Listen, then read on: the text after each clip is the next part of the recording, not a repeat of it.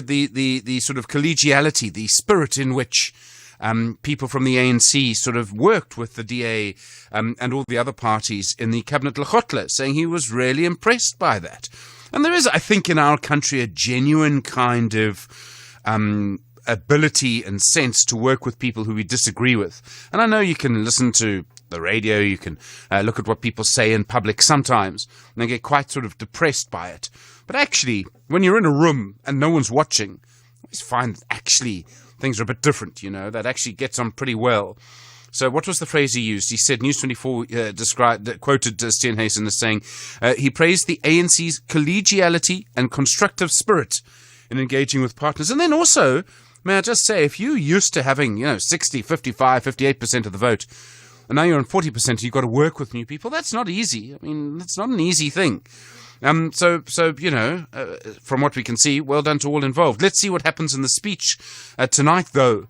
Will there actually be major changes? And it'll come out of that Cabinet Lekgotla in which everyone was involved. And on one side, I kind of want to see, I don't see how there could be major changes. If you've got, just for example, on land, you've got the PAC and the Freedom Front Plus in one cabinet. I mean, is there really going to be any scope for radical action when you consider the sort of political diversity of just those two parties? On the other hand, maybe if everybody agrees on certain things, they could be done. And so maybe that will sort of be the radical action. A couple of sort of side stories to the opening of Parliament. There always are. One of the side stories this morning is that former President Jacob Zuma has been invited as a former president. And you can just imagine, will he come? Will he not? He hasn't recently to the State of the Nation addresses, so I don't know if he'll come to the opening of Parliament. Nosivima Pisan-Gakula, the former Speaker of the National Assembly, she's been invited too. She also faces corruption charges. So does Zuma, of course. And it's just interesting to see how it kind of all pans out. Steenhuisen also saying yesterday that he would not support a motion to remove Cyril Ramaphosa over Phala. He said they would rather sort of, take their chances with Ramaphosa than to work with people who are trying to negotiate their way back into power. And I think he's making a comment there about MK and the EFF. That's my presumption. And within all of this, and I must just point this out, he says that the real issue is the NHI. That's the real point of difference. I think we kind of all knew that. I don't think it's the only point of difference, frankly, if you ask me. But I think the NHI is going to be the big issue. And even that maybe can be negotiated in different ways. So yeah, just interesting to see how that pans out. Zuma's name coming up, not quite by name, but sort of, in Parliament yesterday. And obviously, Zuma was going through the disciplinary process in the ANC. There was this situation where the hearing was going to be held virtually. He's being represented by Tony Yengeni. An interesting choice. And Tony Yengeni, of course, served a bit of time for his role in the arms deal. A long, long time ago now, I must just say, to be fair. But still, Yengeni supporting Zuma. And I must say, Yengeni strongly supported Zuma in the ANC. You kind of always knew it. You could sort of follow his Twitter account and you'll see strong support for Zuma there, and he'd attack everybody else and all sorts of things. And it seems that Yengeni and Zuma want a physical hearing. Zuma wants, instead of a virtual one, and they want it to be in public. I know this because of a statement released by Mkhonto Wesizwe last night. So here we are commenting on a statement released by one party about the disciplinary inquiry of another party. But anyway, and I don't know, I suppose there's a sort of spectacle of an open disciplinary hearing that would be very interesting. I'm sure the ANC probably won't agree to that. I must just say the acting spokesperson for the ANC asked yesterday for journalists to give this process time and space. And I'm like, good luck with that. I've covered, in my past, I covered the Julius Malema disciplinary hearing. And if people are interested in something, and if journalists feel they have a duty to go and find out information, they will. They will keep going. They're not going to give you space, is my sense. So I don't know if that kind of a request from the ANC will work. But just back to the sort of Zuma in Parliament yesterday, Des van Rooyen, who's now with Mkhonto Wesizwe, was a finance minister briefly once. He attacked Enoch Godongwana, the current finance minister from the ANC yesterday, said that his sort of budget was meaningless jargon. Godongwana said, well, we're in this position because of the state capture efforts led by your president. And I mean, I quite like it in Parliament when things get a bit direct. And I thought that was quite direct in an important way. So very interesting to see what Godongwana had to say there. And then the other big news overseas, internationally this morning, and again, the American election, I do find it fascinating. We're trying sort of not to do too much, and Melissa and I have a daily conversation about what to do with our international story at 6:15, and I always say we mustn't do too much on the US election because it's going to go all year. But Joe Biden, the president, has tested positive for COVID-19, and he is, in his 80s. Very few symptoms, it seems, but he's tested positive for COVID-19. His health seems good, but I suspect if there was ever going to be a moment at which he was going to pull out of this race, well, this would be kind of the moment to do it. If there was ever going to be a time when it was going to happen, this would be the sort of opportunity, the excuse, if you like, the moment in which he could actually pull out. The question, of course, is what comes next? And that's really the question, always the question about what comes next.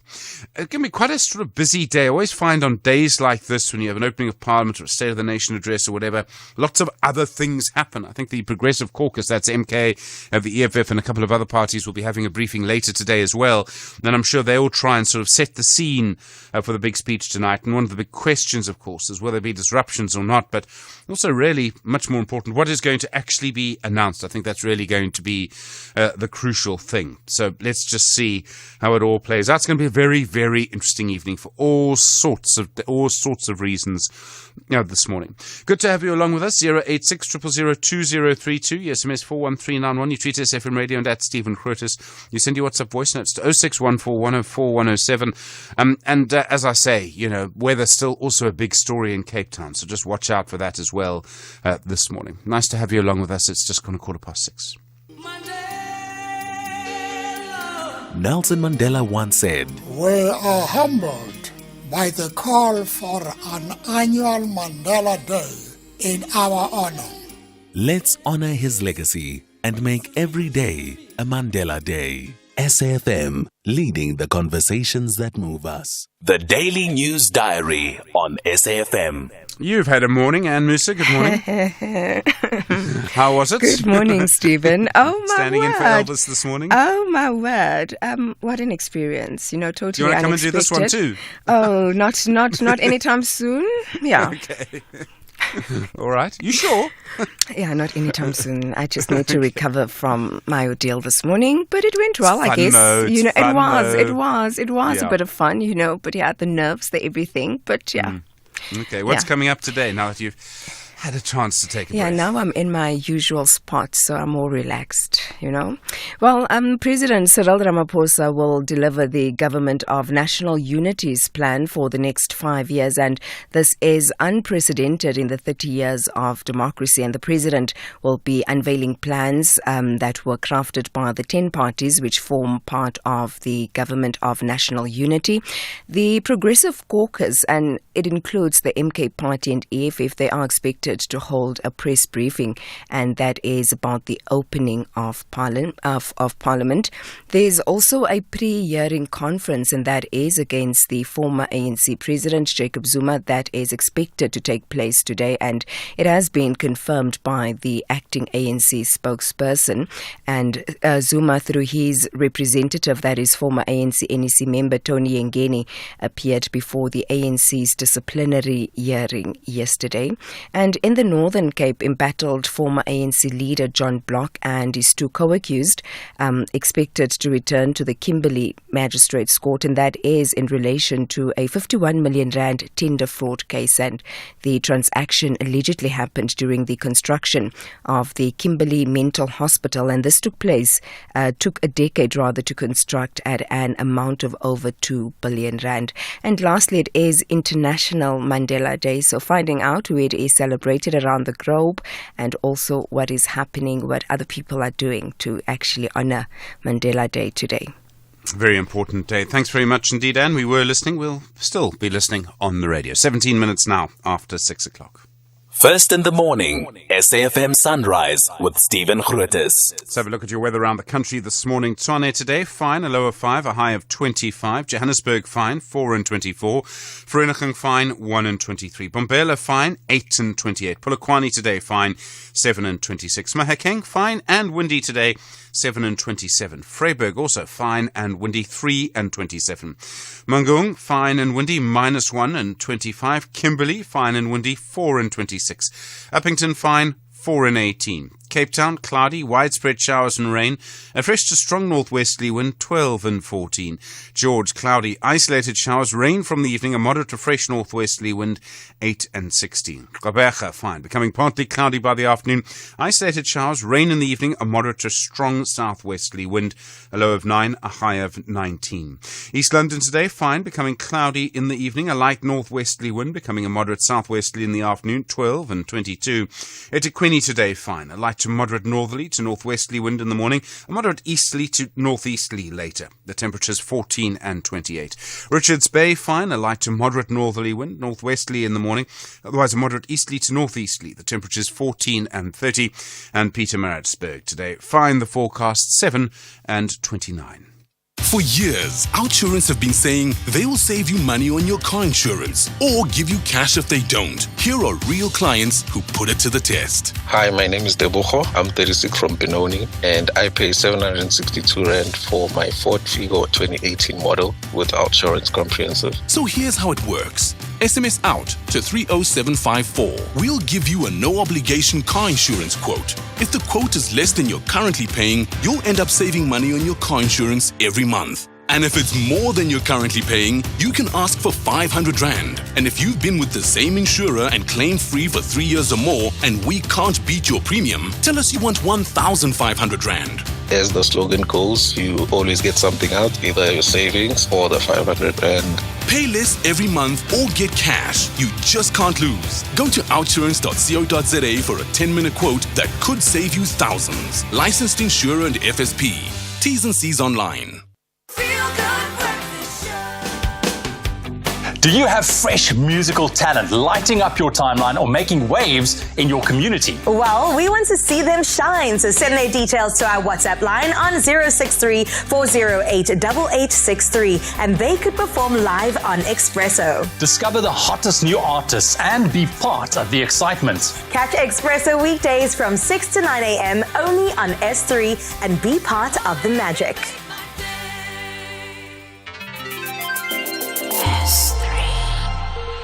Worldview Update, bringing you closer to international news. 20 minutes after 6, good morning. In the Red Sea, Houthi rebel groups have launched a new attack on an oil tanker. They used a smaller ship. It approached the bigger ship. It then collided with the oil tanker, and there was a massive explosion. It's just the latest in a series of attacks that have had a huge impact on global shipping and led to more ships having to move around southern Africa. Timothy Walker is the Maritime Project Leader and Senior Researcher at the Institute for Security Studies. Timothy, good morning, and thanks so much for your time this morning. Good morning, Stephen. Good morning to your listeners. We've seen so many attacks like this. I suppose I have to ask why ships are still going through the Red Sea anyway when they know they could be attacked in this way. Several ships are being targeted because they are based sometimes on outdated commercial data. So the identification of ships which are going through this area is something which the Houthi have tried to pinpoint or show that they've got better data than everybody else. But the ships which are going through are often trying to project that they are from China or from other countries which don't have any link to Israel. And by doing that, they're trying to show that there's no need to target them, that there's a good destination which isn't linked to Israel, and therefore that is seen as enough to try and get through. And many are succeeding. Obviously, the number of vessels, as you say, is dropped quite significantly, but nevertheless, many are still choosing or prioritizing going through, and that's partly as well because the Cape route, the alternative route, is not really seen as feasible. They're actually quite prepared to run the risk. Is it just about money and time? And I mean, time is obviously money in this industry. Time and money really do play a really significant part. The cost, for instance, of insuring a vessel like a cargo container going round the Cape versus going through the Red Sea, it always used to be so much easier and quicker to go through the Red Sea and through the Suez Canal. But now, because of the huge value of goods on board, many of the vessels which are choosing to ignore the Red Sea route, they have no option to run that risk and present such an attractive target in a way. Means that the cost implications really do factor in here. The fact that oil tankers are now being attacked as well, which don't have that same kind of, maybe if we look at insurance, the same kind of prioritization and value. The fact that now that this is going to probably send tremendous jitters through markets and the consideration of security of ships means that cost again is going to be major implication. How do ships try and show where they're from? I mean, I presume they, in the movies, they have a flag. And some ships are obviously, will have a Union Jack or a Stars and Stripes, and some will have a Chinese flag. Is it as simple as that? If only it were. The two countries you led on, the US and the UK, they used to have tremendous, huge fleets flying their flags, but that's not been the case for several years now. Many countries, including some very random, bizarre countries, you might not consider Mongolia as a ship which countries will fly that flag, but they do. They effectively kind of rent out their flag. There's no kind of barrier. A country like Eswatini recently has started to do this, which is very notable, very interesting. But there's no barrier to any country in the world saying you can fly our flag as long as you obey these environmental laws and you have these labour regulations. And remember about the cost implications. Some countries are a little lax on their enforcement of obligations. And unfortunately, there's a huge amount of companies, owners of ships, people who want to get their goods from one destination to the other, who are looking for the cheapest price. And the flag, which doesn't come with the most regulations, for instance, on crew or some regulation, means that they get a lot of people wanting to fly that flag. And when you're sailing through an area, you have to broadcast your position for fundamental reasons of safety. You do not want to have a collision at sea, which has happened before, which is why these kind of tracking systems have been created. And with those signals which gets transmitted, you put in your flag, lots of vital information, which is good to know for security and safety reasons. Now, a lot of the data which is sometimes included is murky. It's not often very clear who or what is actually the owner or something like that. So this is why I've started off by saying the Houthi sometimes rely on some outdated commercial data, which is why we see so many ships sometimes being attacked, which don't seem to have any genuine link with Israel at all. It's, like I say, this kind of very murky world of ownership is adding to the complications. I presume all of this, and it may be hard to properly assess this, there may be a way to do it, but it must be adding to the price of goods literally around the world. If you're in South Africa now, go online to go and buy something that needs to be shipped here, are you going to see an impact on the price as a result of what's happening in the Red Sea? You will see an impact on the price. All the various factors like fuel or the cost of transportation and companies who do the shipping factoring on opportunity costs of, perhaps there's a need to transport some goods in another part of the world, which will gain them either higher funding or it's more lucrative, which will increase demand. So then the price comes up for us in any case because there's fewer ships available. And what's interesting right now, I would say, is that there has been an increase in ships going around the Cape in the last few months. That's dropped off over the last couple of weeks because of the tremendously bad storms around the Cape, for which obviously we've been known for centuries. And there's been containers falling off ships now. There's ships which have run aground, and that's going to only increase in terms of risk and in terms of the number in the future, because there will be more and more ships coming around the Cape if the Red Sea remains a relatively risky area to sail through. And that will only, as I say, increase the insurance premiums, the costs, and potentially as well the costs facing us as if an oil spill reaches our shore, for instance. We need to have those capabilities to respond. Timothy Walker, thank you so much. Maritime Project Leader, Senior Researcher at the Institute for Security Studies. 27 minutes now after 6. This is SAFM Sport with Zai Khan. Zai, good morning. Percy Tau back for Al Ahly and he wins. Scores. Yeah, absolutely thrilling. He came back with a bang, Steve-O, scoring the winning goal for Al Ahly. So, yeah, Percy Tau making a grand return, scoring that decisive goal in his team's 2-1 victory over Modern Future. Now, Tau, who had been sidelined for nearly a month due to a hamstring injury, came on as a second-half substitute, netting the winner with a header in the 62nd minute. Al Ahly had to come from behind, though, after conceding an early goal, but equalised just before half-time. And with this win, Al Ahly stay in the title race, sitting second in the Egyptian Premier League standings. Meanwhile, the SAFA Chief Medical Officer, Dr. Thulani Ngwenya, is heading to Paris today to represent the country at the 2024 Olympic Games. He'll be part of Team South Africa and the medical team that will be taking care of the South African athletes during the Games. He will return to South Africa on the 13th of August. Dr. Ngwenya has become one of the most respected experts within the sports medicine field and served in other sporting codes outside of football. Soccer news elsewhere. Mason Greenwood is due to have a medical before completing a permanent move from Manchester United to Marseille. Now, sources have said the forward Greenwood has agreed personal terms with a fee including add-ons of more than 596 million rand in place around a contract that is set to run to 2029.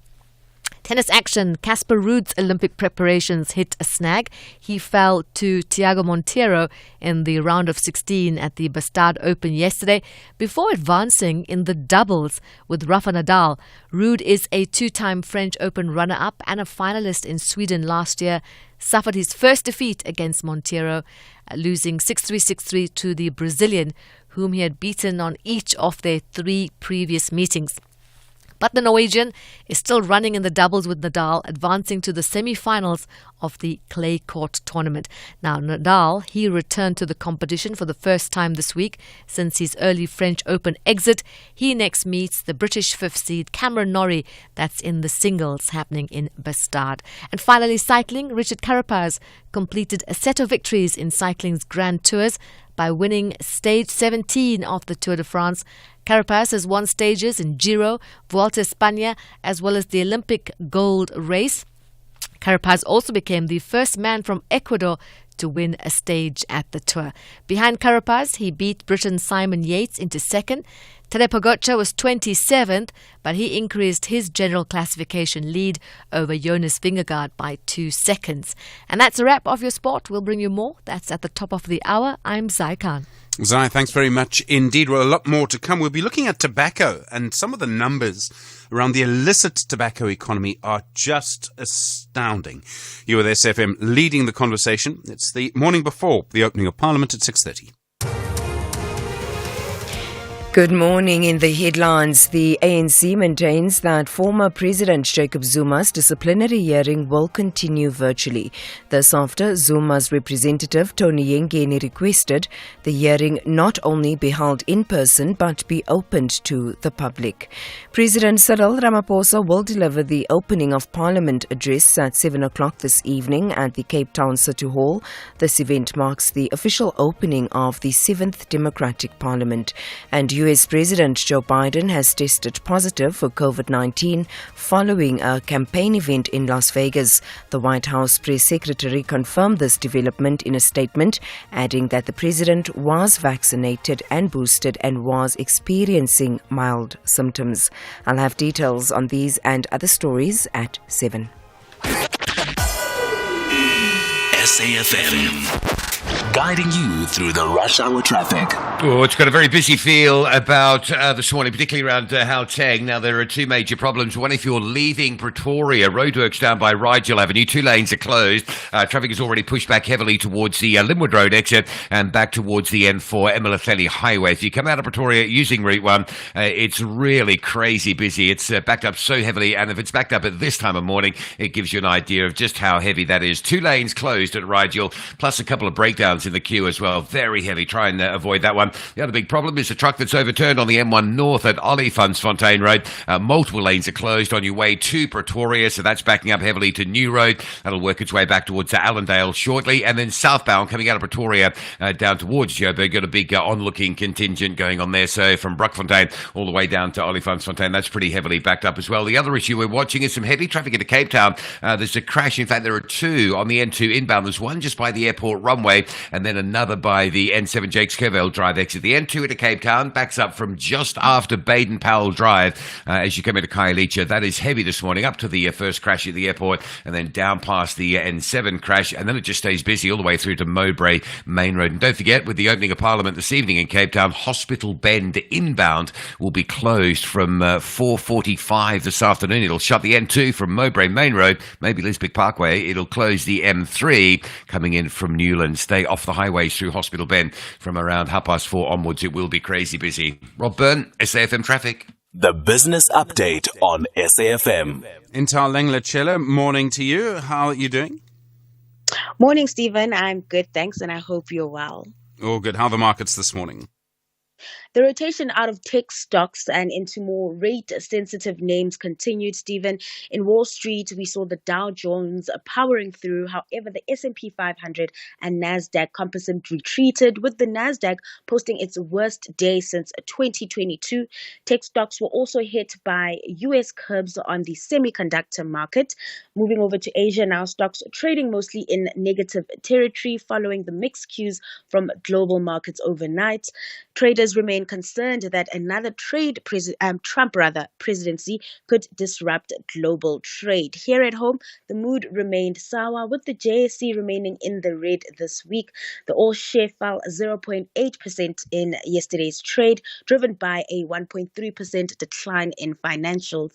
In your currency action, the rand losing some steam, but still quite steady, sitting at 18.19 to the dollar ahead of that MPC decision later today. I mean, demand for AI chips, artificial intelligence chips, having so many market consequences. Mm-hmm. That's right. So we saw ASML deliver upbeat results on the back of that, of course, being boosted by increased demand for AI tech. The group reported a 24% jump in its year-on-year net bookings. This also refers to orders for its machineries, which totaled 5.6 billion euros in the second quarter. Now, this is a key metric watched by the market. But despite the company's strong performance, where it topped analyst expectations, the group's share price tanked due to a global decline in chip stocks. This was fueled by a report that the US government might introduce strict rules limiting the export of advanced chip making equipment to China. Now, these curbs could weigh on the likes of ASML, and ASML in particular sources about 49% of its sales from China, just highlighting how much of a risk such export curbs would pose to the firm. The company's CEO has noted the risks and how it could impact the company, and says looking ahead, the group remains positive about its prospects, leaving its full year outlook unchanged, and further calling this year a year of transition, as he expects that industry to start to recover from some of the losses it saw last year. And then BHP delivering an upbeat production update. Now, this update follows an announcement it made last week where it said it would suspend its nickel operations as there's an oversupply in the market. So nickel proving to be an issue for the miner, but iron ore and copper being top performers for the group. That's as BHP's iron ore output climbed 6% in the second quarter, taking the miner to a record 260 million tons for its full year, in line with its guidance. This has been attributed to the increase to streamlining at ports, as well as the ramp up of its South Flank mine to full capacity during the period. On the copper side, production rose 9% to 1.87 million tons, again in line with previous guidance. This was thanks to a boost from one of its mines and its South Australian operations. Thanks so much. Back, of course, and now more business news through the day here on SAFM. There's sponsoring a news feature. Then there's helping your clients make the news. Search Standard Bank Business and Commercial Banking to see how far they can take your business. Africa Update on SAFM Sunrise, a continental overview of current African affairs. Ross Advocate Sipho Mantula, good morning. How are you doing this morning? In Libya, the Italian Prime Minister, Giorgia Meloni, participating in this migration forum. Stephen, this is an important engagement between Italy and Libya, but also looking at the relation between Africa and the Middle East, that Libya has been seen as one of the key transit points for African migrants who are escaping conflict and what others they say poverty in most of the areas. And now Libya is trying by all means, coming from Meloni's government, can deal with curbing the migration by signing agreements with various African nations. So this forum, it might come up with an outcome of an agreement between the Middle East as well as the North African region. And the United Arab Emirates, they've lifted this visa ban on Nigerians. Stephen, since October 2022, this came after Bola Tinubu have to engage with the government of United Arab Emirates on what they say it was mutually beneficial engagement between the two countries, what they will say update controls and even conditions of people who are using the visa. So that has also affected the airline, the Emirates flights between Abuja, Lagos, as well as Dubai. So you can see, Stephen, that this is a move that will benefit both countries. The Lagos and Dubai services will be back. That will at least bring, one will say, employment to the people of Nigeria. And then the Kenyan President, William Ruto, this is interesting. So we know he fired his cabinet the other day. Now he's appointed the Foreign Affairs Minister as the acting cabinet secretary in all vacant ministerial portfolios. And Stephen, he might be struggling still doing negotiations of having this broader parliament, this broader executive. I think the GNO virus is moving to East Africa now.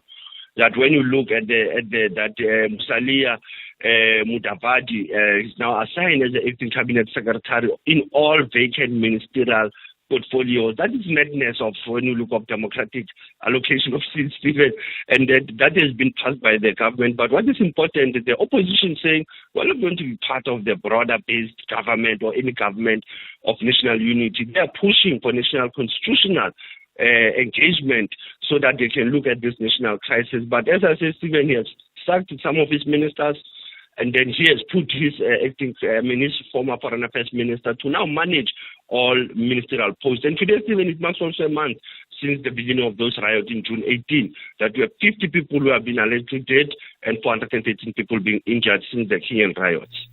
And then in Ghana, their armed forces pledging peace ahead of the elections.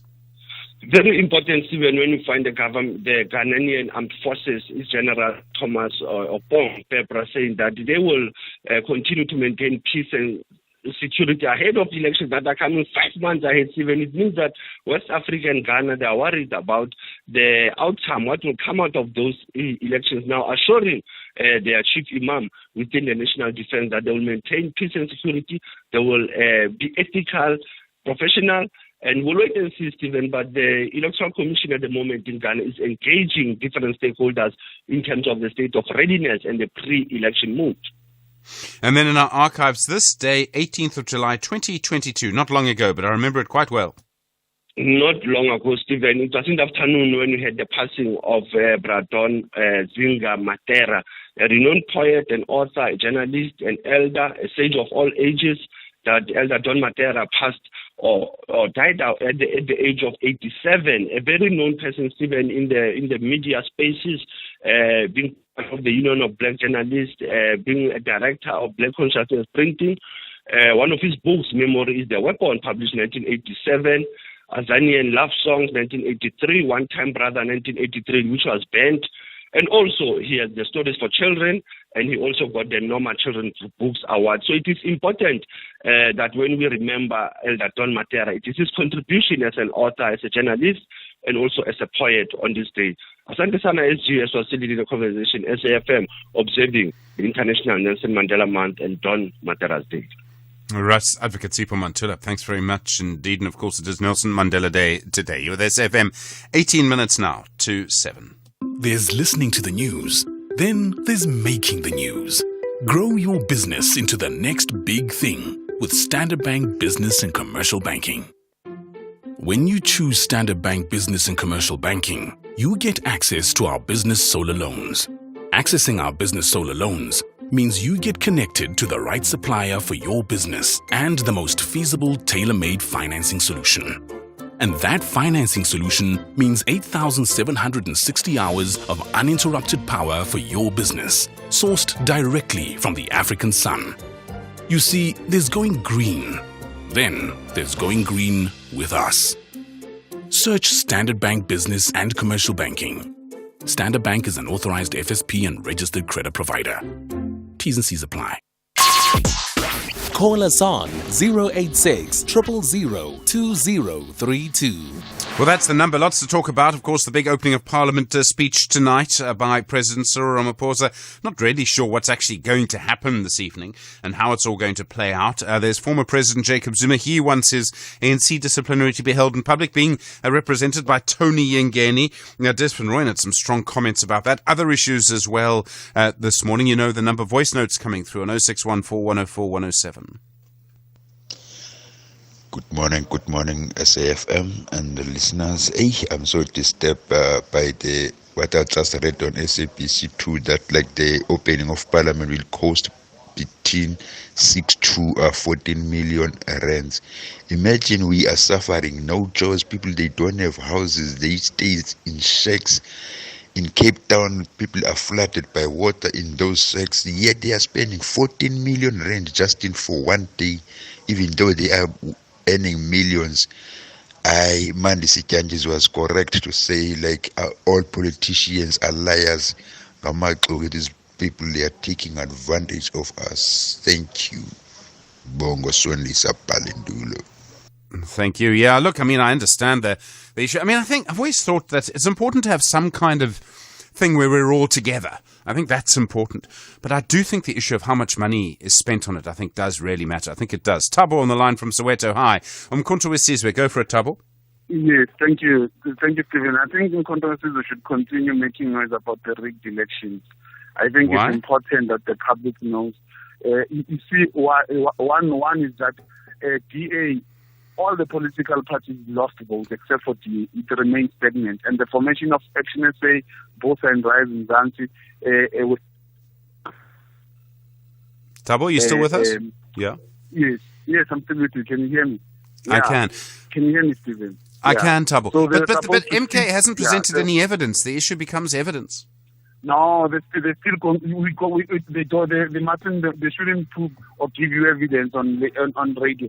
Stephen, there's lots of analysts that you call in that don't give that speculate and give us speculations when you interview them, and you don't ask for evidence. So I don't know why you being this hypocritical, Stephen. And the last thing, Stephen, not all of us. I know maybe some of the callers. And it's one thing if people, all the people who agree with you. Not all of us are thrilled that you are not thrilled that you live in Stephen. We are happy that you live in Stephen. Yeah. Good riddance. You've been pushing a very strong narrative. Thank you. Bye. All right. Bye, Tabo. Look, I'm under no illusions. I know that some people will be very pleased that I'm leaving. That's fine. That's the way it goes. I've always made this point. SAFM has maybe perhaps the most diverse audience of any English language radio station in the world. I mean, you would expect things go lots of different directions. Good morning, 14 minutes to 7. It's Truck Month at Ford, and that means one thing. You save big when you upgrade to a 4x4. For a limited time only, get a Ford Ranger 4x4 from only $8,599 per month. Visit your nearest Ford dealer to get the best deal on a Ranger 4x4 from only $8,599 per month with free 4x4 driver training. TNCs apply. Every girl dreams of her perfect wedding. The venue, decor, rings, guest list, the speeches, the vows. Seeing a tear roll down her groom's cheek. The $1 million budget.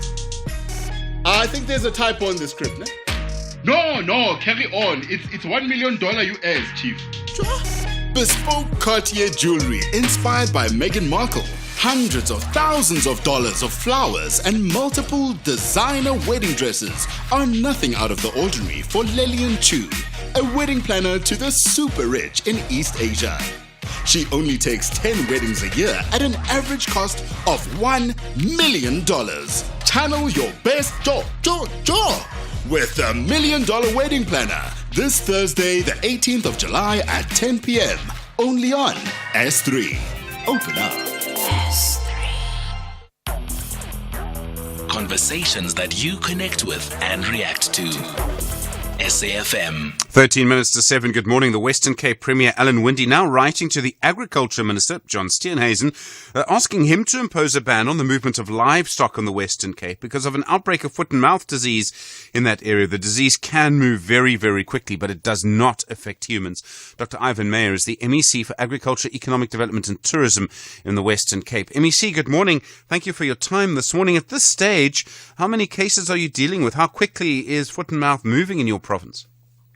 Good morning, Stephen, and good morning to your listeners. Well, this is a very serious matter that broke out in the Eastern Cape.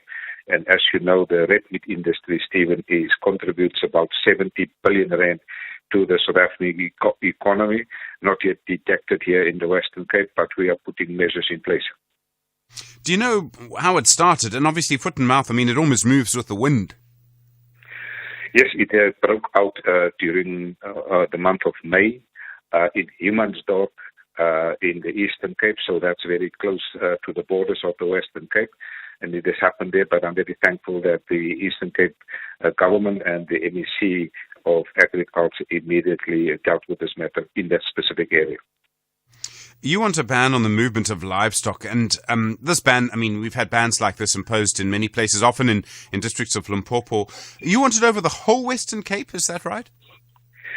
Well, I want specifically a ban from the importation or the transportation of livestock from the Eastern Cape, specifically from those affected areas. We know where it is, we know the roads, we know the directions, and that's why on Monday this week I have had a roadblock, a biosecurity roadblock with my state vets and the provincial traffic services, because we know the direction that it came from.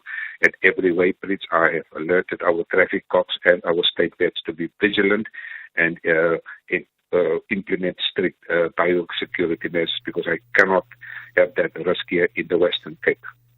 Okay, so I understand that. It's one thing to put up roadblocks, but animals don't always travel by road. And so often, someone will walk cows to maybe their brother's house for a wedding or something like that. Do you really think you can actually enforce a total ban on movement of livestock from the Eastern Cape to the Western Cape? I think it's worth doing what you want to do anyway, but is it possible to stop the movement completely? Well, we have seen that where biosecurity measures happen, it mainly on the transportation of livestock on trucks, and that's why the first thing is to look at trucks entering the Western Cape from affected areas. Very rarely you find a person walking with one animal into another area. But if that happens, we can also see it, because our traffic law enforcement agencies are also vigilant and also watching for that. But the main culprits are normally people transporting livestock animals on a truck, and it's different times of the day. We know what times, and we have now put strict measures in place. Dr. Ivan Meyer, thank you very much indeed. MEC for Agriculture, Economic Development and Tourism in the Western Cape. You're there, SAFM, 9 minutes to 7.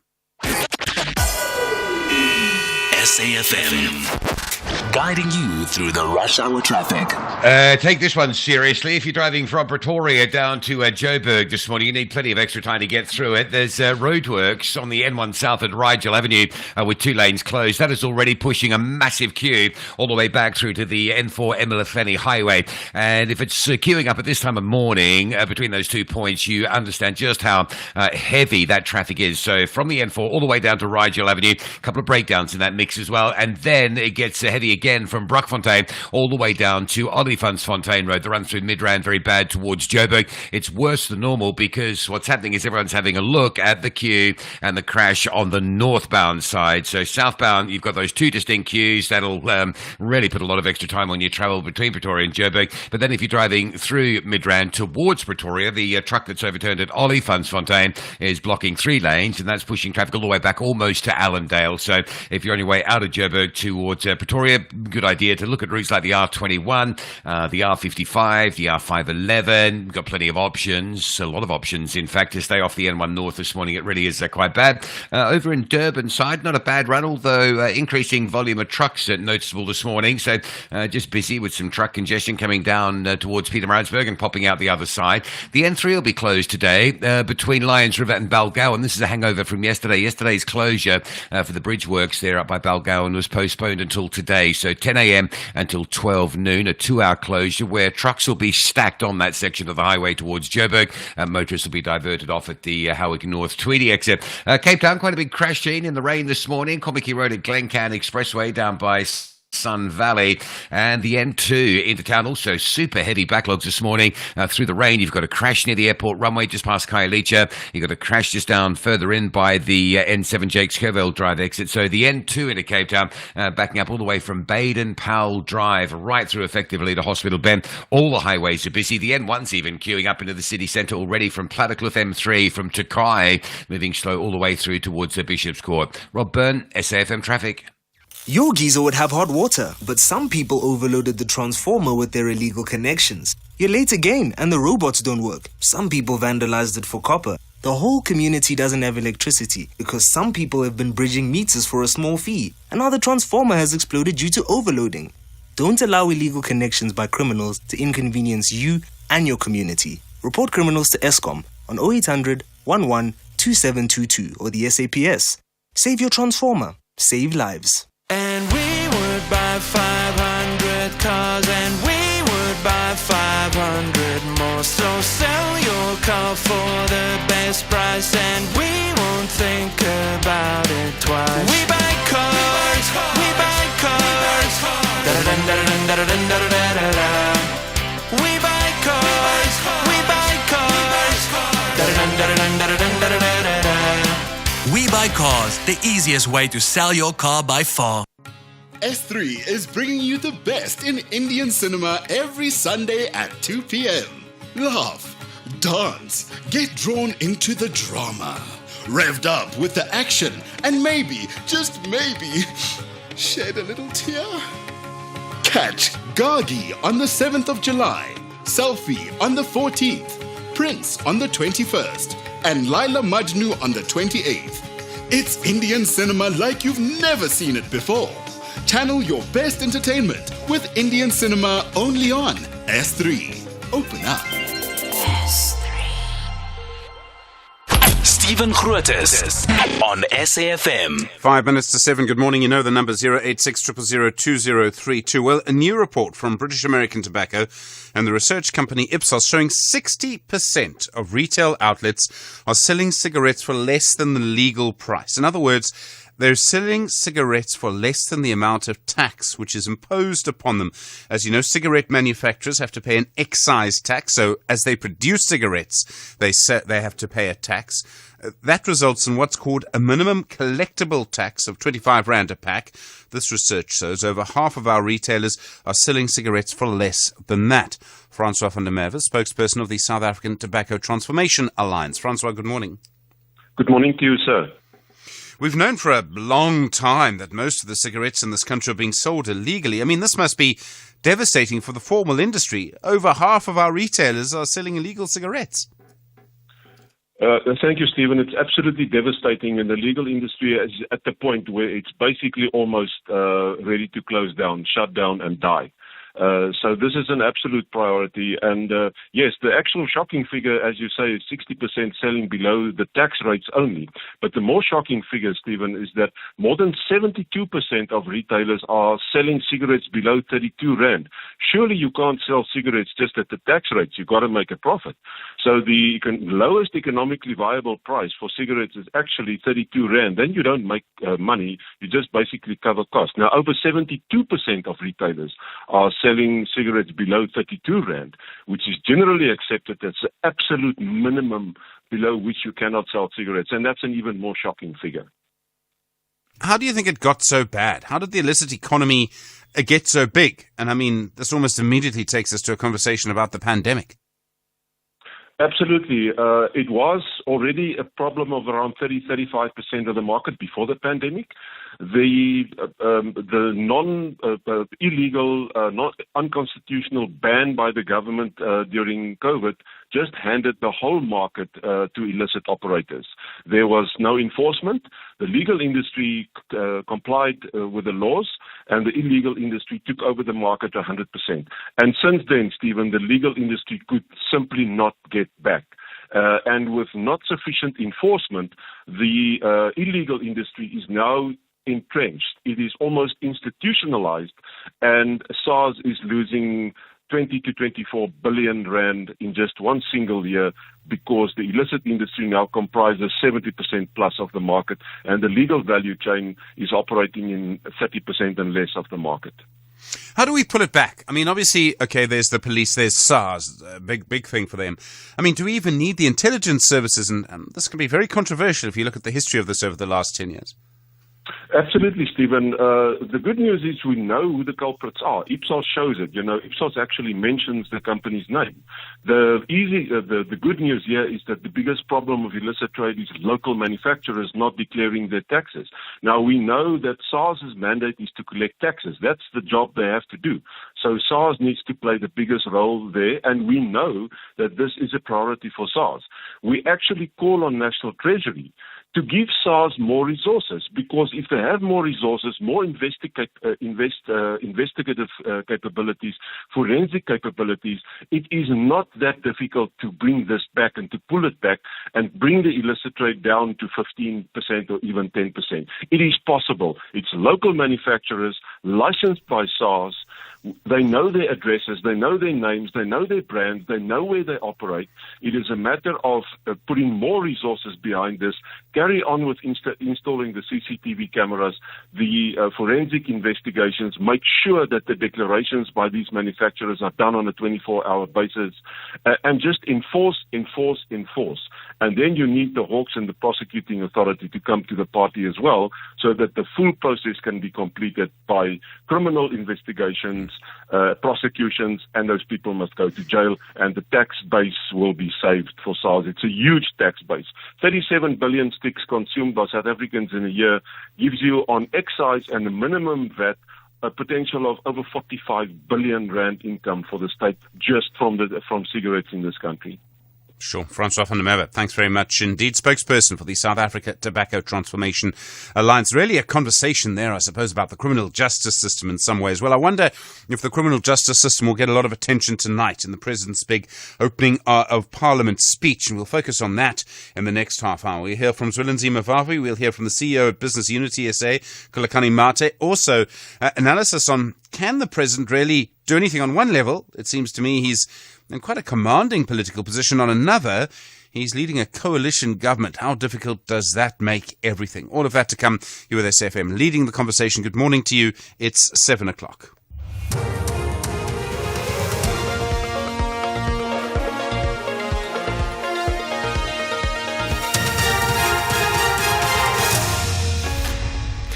In our top story, Zuma's disciplinary hearing to continue virtually, and Biden tests positive for COVID-19. Good morning. The ANC maintains that former President Jacob Zuma's disciplinary hearing will continue virtually. This is after Zuma's representative Tony Yengeni requested that the hearing not only be held in person but be open to the public. The hearing, which was held by the ANC's National Disciplinary Committee, has been postponed to next Tuesday. The ANC's acting spokesperson Zuko Kutlimpi elaborates. Neither the pre-hearing conference nor the disciplinary hearing will be open to members of the public or the media. A verdict will be announced once the committee has received and reviewed all arguments. We cannot specify the timeline for this process, as it depends on the scope of the deliberations and the issues under consideration. President Cyril Ramaphosa will deliver the opening of Parliament address at 7 o'clock this evening at the Cape Town City Hall. This event marks the official opening of the 7th Democratic Parliament. Speaker of the National Assembly, Toko Didiza, emphasized that the President's address is called the Opening of Parliament Address, which happens every 5 years, and not the annual State of the Nation address. This landmark event not only outlines the government's strategic objectives and policy priorities, but also officially inaugurates the new parliamentary term. It symbolizes the continuity of democratic governance and sets the stage for legislative and executive collaboration in addressing national challenges and pursuing the country's developmental goals. The State of the Nation address, on the other hand, is delivered annually by the President at the beginning of the year in February, which serves as a platform to review the government past year performance and outline its agenda for the coming year. Meanwhile, the National Joint Operational and Intelligence Structure, NetJoint, says it's ready to police the opening of Parliament address today. NetJoint, in a statement, says it has in the past ensured safe events because of the competency and capabilities of the country's law enforcement agencies that it coordinates and leads. Police spokesperson Athlenda Mate. Any threats or disruptions will be dealt with decisively within the ambit of the law.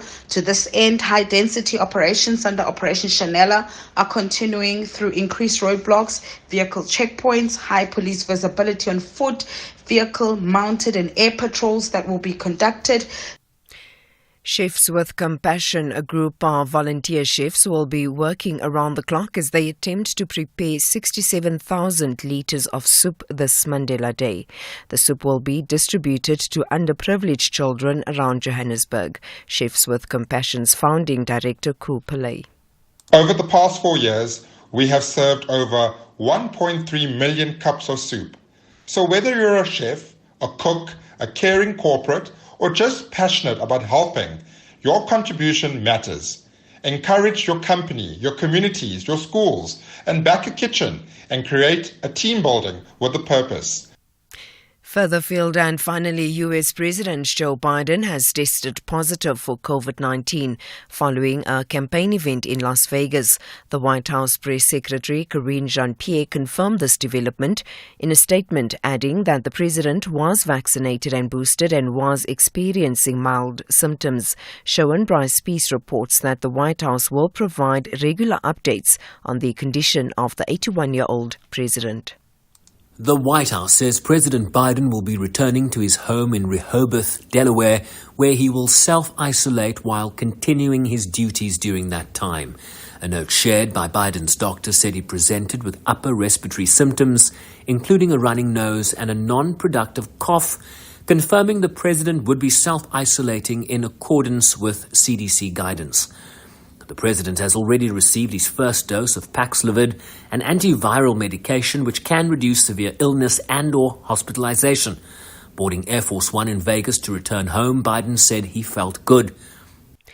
Recapping the top story, the ANC maintains that former President Jacob Zuma's disciplinary hearing will continue virtually.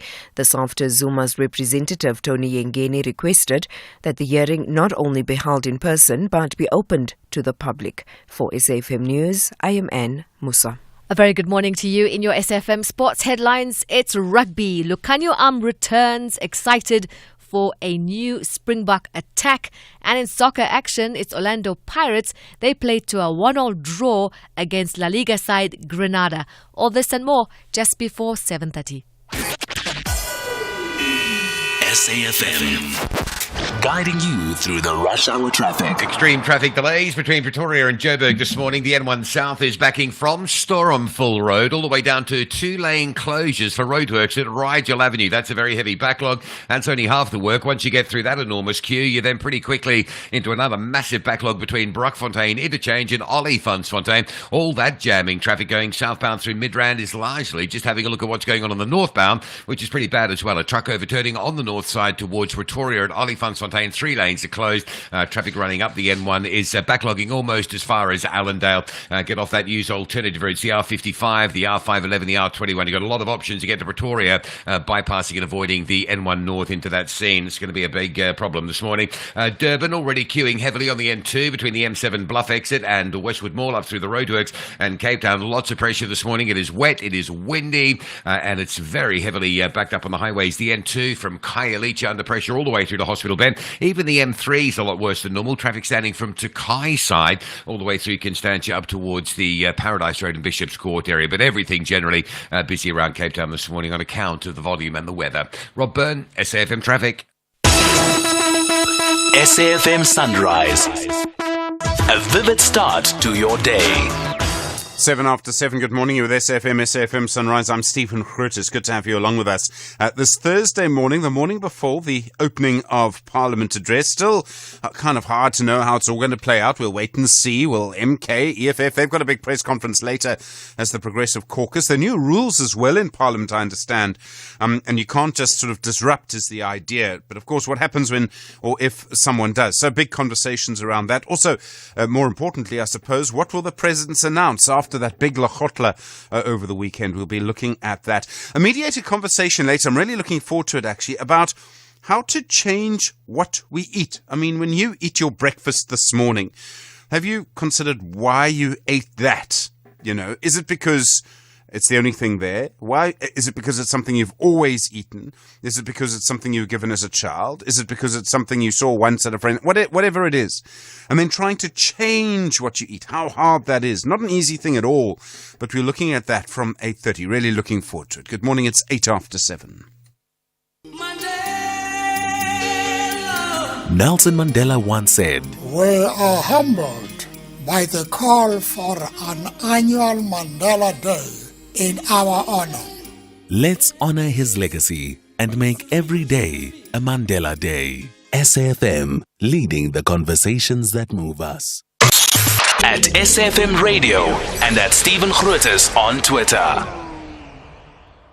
Well, it's a big night tonight, and of course, for the first time in 30 years, a president will stand up and deliver an opening of Parliament address while leading a coalition government. And what makes the situation unique is that for the first time, the President, Cyril Ramaphosa, will be depending on parties other than the ANC to stay in power. And as you've seen this week, ministers from various parties, they've been giving big speeches, giving an indication perhaps of what has been happening behind the scenes. And at the same time, this government faces huge demands to grow the economy and create jobs. We start this morning with some of the requests, or is that demands, from organised labour. Zwelenzima Vavi is the General Secretary of the South African Federation of Trade Unions. Mr. Vavi, good morning. Thanks for your time. Good morning to you, Stephen. Good morning to every listener of SFM, and thank you very much for inviting us. By the way, we have done a tremendous job for SFM. Many rational people who love this country are very sad that you are leaving that station, but we wish you very well in your future. Mr. Vavi, you're making me blush. Thank you. That's very kind, sir. What do you want from the President tonight?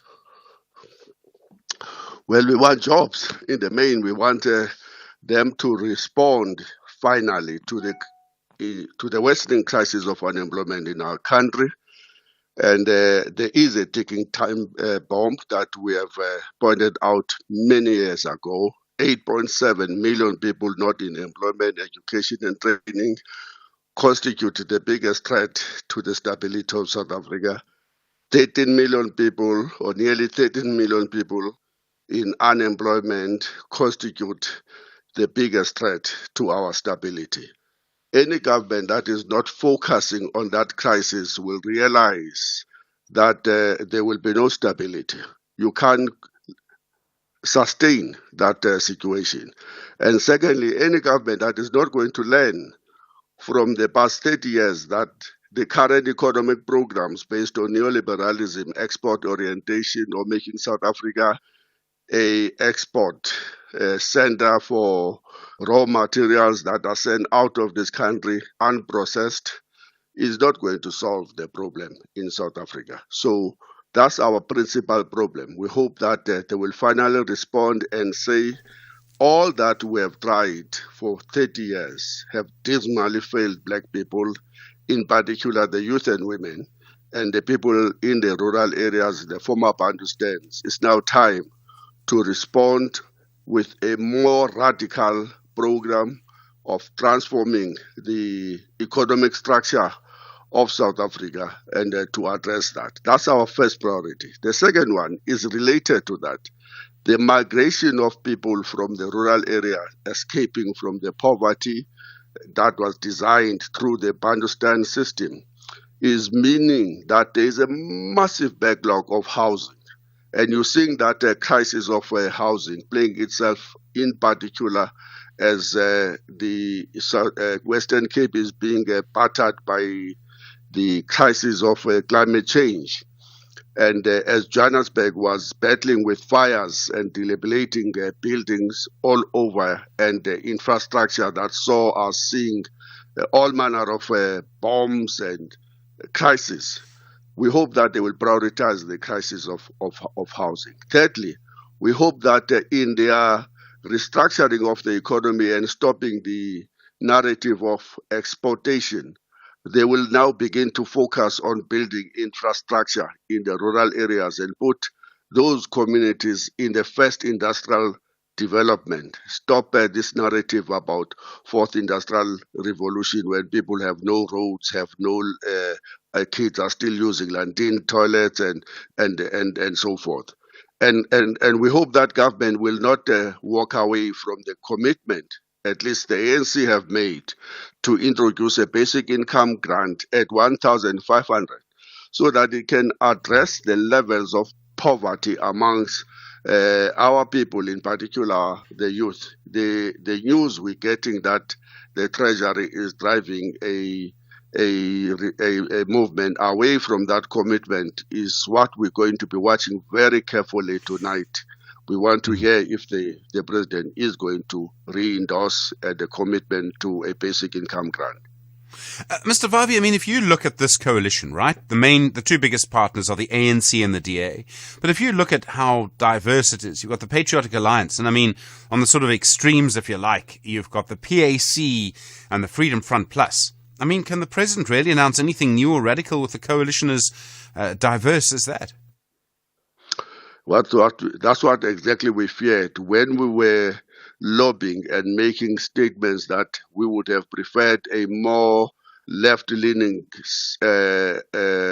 government of national unity or coalition government. We were fearing that an ANC with the DA, both of them, center-left, center-right parties, basically, parties that believes in neoliberalism, privatization of Eskom, of Transnet, that believes at limiting the role of the state and just creating a conducive environment for private sector to prosper instead of driving growth through redistribution of wealth from the rich to the poor. We fear that what we may get today is exactly that coalition, in particular of the ANC and the DA. And But this may be a blessing in disguise, so say some amongst us in the labor movement, that perhaps the attacks that the labor movement and the working class will be subjected to will force unity amongst all of the federations and between the federations and the working class formations battling poor service delivery in the townships and rural areas. Zwelinzima Vavi, thank you very much indeed. General Secretary of the South African Federation of Trade Unions. You with SAFM at 7:15 the time. Khulekani Mate is the CEO at Business Unity South Africa. Khulekani, good morning to you. What do you want to hear from the President tonight? Good morning, Stephen, and to your listeners.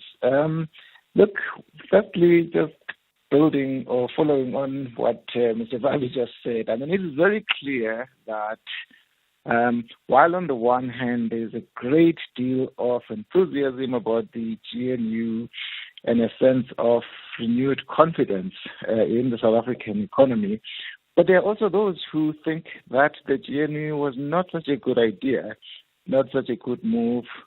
Some of it may be for ideological reasons. And so I think the first thing is that the President and his cabinet have a job to take everybody along, have a job to give everybody a sense that we can make things work and that we will not walk away from commitments. In other words, make sure that those who are not as yet convinced are convinced that this was the right decision. And that will happen by a clear commitment to addressing some of the critical challenges that are facing us as a nation, in particular by articulating very clear programs to propel the economy forward, a big part of this, by the way, is just fixing our network industries, making sure that our water services work, and these things used to work not so long ago, public transport and logistics, making sure that the gains in fixing electricity are sustained over the long term, and making sure that we fix local government. I mean, the decay that we see in every city center, from the major centers to the smallest town, does suggest that something is fundamentally wrong at our local government level. Those things need to be fixed. So those are some of the things that we expect the president to say. Of course, we expect the president to speak to investment attraction so that we can get more investment into the economy that will lead to job creation. I mean, never mind all of the possible changes or the ideology and all the rest. How important is just simple good governance? If there's enough electricity, if the ports work, if the railways work, if government just does those things, what happens to the economy? So look, I mean, we are at a deficit, Stephen. So it's not just getting there and just, sort of good governance, as you say. We've got to dig ourselves up in many of these instances and get them back to working order. So that's going to require quite a bit of skill, a lot of investment, because in some instances the institutions and entities that are meant to run some of these services are bankrupt or near bankrupt. So there is going to be quite a bit of work, quite a bit of innovation that's required to get us to that point. Look, I think as you would have heard over the years and months that have gone by, just by virtue of these services failing, we've lost jobs. We've lost jobs in mining, we've lost jobs in manufacturing and other areas. And so just getting these things to work will help us regain some of the jobs that we've lost. And of course, that's not enough. We've got to then make further investments that will start to create more jobs and significantly reduce unemployment. Khulekani Mate, thanks very much indeed. CEO at Business Unity South Africa. You with SAFM, 19 minutes after 7. The focus this morning, of course, on the opening of Parliament address by President Cyril Ramaphosa tonight. Nkosi Khulule Nyembezi is a political analyst on the line now. Nkosi Khulule, good morning to you, and thank you for your time. I mean, a really complicated political position. You have the PAC and the Freedom Front Plus in the same cabinet. The main partners are the ANC and the DA. The IFP is vital too, partly because of KwaZulu-Natal. If you look at all of this, does the president really have much room in which to move? Thank you very much. It is an honor to be your guest today. Yes, I do think that the president has to make sure that he convinces the nation, he takes the nation into confidence that the center will hold. It will not be of any use to rehash the 2024 election promises, election campaigns. We need to move forward now. I think a lot of people will be looking for that foresight, forward looking into the horizon, because it's going to be about what is South Africa going to be like in the 2030s, because that is when the term of this government is going to be nearing its end. And we must understand that the political reconfiguration will have changed a lot. For example, at international relations, because there are lots of countries that are holding elections, and therefore the alliances and agreements that they have with South Africa will change in one way or the other. And we must also look to see what South Africa does in terms of contributions to peace, because we know civil war and other instabilities, particularly in the African continent, are forcing people from those countries to see an incentive on coming to South Africa. So the visa regime also needs to speak to the fact that South Africa relies on foreign skills. So it's going to be those kind of things that must looking into the 2030s. I mean, he said this weekend, so there was a Cabinet Lekgotla this weekend, and technically what happens is, as I understand it, at the Cabinet Lekgotla, everyone meets to talk. This has happened for years. And then the big sort of report back is actually the speech. So everyone speaks into that speech. And the president said at the Cabinet Lekgotla, there was harmony. And the quote was, he said, there was no dissenting voice. And Nkosi Khulule, I mean, I wondered if it was really a group of South Africans in the room. Do you think that's really the true situation in Cabinet? I mean, after this speech tonight, is Cabinet going to be united around what was announced? That is how it is supposed to be. Knowing that this is a government made up of different political parties, it's going to be a process to solidify the policies that are going to become a priority. It's going to be a process to ensure that all ministries work together and that there is some structure that gives hierarchy onto the ministries. Because what we have seen in the past is that the left hand does not know what the right hand is doing. The left hand is working against what the right hand is doing. So it's a good thing that there was no dissent, there was harmony, because it means that even in finding solutions and ways to work together, that should be the tune. We know that one of the things that has dented and destroyed investor confidence in South Africa is that kind of this unity. The president had spoken about that there's going to be a national indaba to hash out some of those things. So I would not have expected that only in cabinet we can get a clearer picture or a complete picture as to how we move forward. We also need to enroll other social sectors. So the issue about the national indaba will also help contribute into this program going forward. But I am pleased that in terms of what he reported, that there was harmony, there was no dissent. The political situation around the president, I mean, they're sort of, I think the right phrase, I think it was Dr. Rolf Mateko said, lines of influence. They're new lines of influence in our politics. I mean, I don't see at this stage the DA staying in this coalition if President Ramaphosa is not there. So, I mean, this changes our politics kind of fundamentally. Parties now are influencing each other. The DA can't say certain things because it's working with the ANC. And I mean, we might, for the first time, really see an expression of that tonight. I don't think it should be like that, because we know there is no guarantee that President Ramaphosa or any of those ministers will be there forever. So that is what should encourage everyone to make sure that this coalition works, to make sure that the government emphasizes the human rights aspect of its program, because human rights unite us, as opposed to narrow political interests, because that divides us. So we need to be driven by that thing about uncertainty, because, you know, when you have your positions and your dogma and your ideology, you tend to move away from others because you see them as different from you. But when you have this uncertainty as to what the future will be like, and when you have this desire to work with others to ensure that even on our worst day as South Africans, we are still proud to say we are South Africans and we make progress together, that is what is supposed to push us forward, so that no egos stand on the way.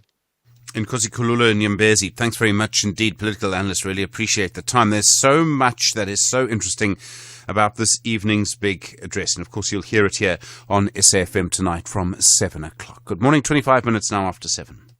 Imagine if you could save time like you save money. A second here, a minute there. Type a little faster, walk a little faster. Or you could stop scrolling on the internet. Just think of all the hours you'll save. Now, what if you could take all that time and invest it? Watch it grow. Until eventually, one day, you'd have so much time that you wouldn't know what to do with it all. But unfortunately, time doesn't work like that. It can't be stored or banked. And unlike money, you can't make it back. That's why after 50 years of investing, we've learned that time is the greatest gift of all. And the good news is, if you invest early, time gives you money. And then money gives you more time to do whatever you want to do, even if it is scrolling on the internet. Ellen Gray, long-term investing. Ellen Gray is an authorized FSP. Okay. So what do we have here? A new dubbed telenovela on S3? The last one was absolutely amazing. So let's see what this one's about. Paloma, a seamstress and single mother, receives the wrong test results and finds out that she only has 6 months to live. Interesting. She decides to live her best life and do things that she never had the courage to do. Understandable. Paloma unexpectedly finds love from a stranger she slept with. I see. She finds out that she received the wrong results and decides to meet the man who actually has 6 months to live? Wait, what? And right there, I know I'm hooked. Channel your inner drama with Bomb Successful, a life worth living. Weekdays at 4:30 p.m. only on S3. Open up. This is SAFM Sport with Zai Khan. Zai, good morning. Lukhanyo, I'm back for the box. Yeah, he can't wait to bring the heat with the Springboks' new attacking style. Watch out Portugal this weekend. Now, the World Cup winning centre is eager to test out the team structure under coach Tony Brown. After a knee injury which sidelined him last year, is thrilled to be back in the green and gold jersey. He acknowledges the challenges of mastering the evolving game, but remains optimistic about the team's progress. Here's Lukhanyo expressing his excitement. It's part of the game. Injuries do happen. I think it's just working and getting back to where you were. And I think me being here, it's such a good sign that at least I've tried my best, giving myself opportunity to be called up again. And I just can't wait to be wearing the green and gold jersey again.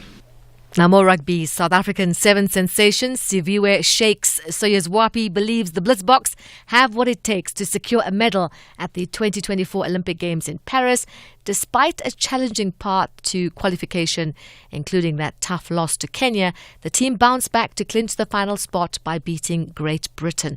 Now with the Olympics on the horizon, Shakes is confident that the Blitzboks can go all the way. Yeah, I think it's a blessing now that we passed COVID and we can freely just be in the Olympic Village, meet different sports people with the same mindset and just be able to rub shoulders with great athletes that you can feed off of and learn something, So I think just that experience of being there and being able just to make as much memories as you can. Soccer action. Orlando Pirates played to a 1-1 draw with La Liga side Granada, keeping their unbeaten run in the pre-season in Spain. New signing Gilberto scored an opener for the Buccaneers in the 19th minute. However, Granada levelled the matters through Sean Weisman 2 minutes later. Pirates will play their final game of the tour against Al Sadd tomorrow.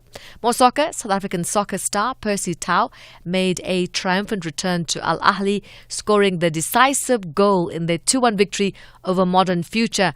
Tau, who had been sidelined for nearly a month due to a hamstring injury, came on as a second-half substitute, netted the winner with a header in the 62nd minute. Now, with this win, Al Ahly stay in the title race, sitting second in the Egyptian Premier League standings. And finally, Olympic news. Organisers of the Paris Olympics announced that there are still 1.2 million tickets left for the Games, mostly for football, basketball and handball.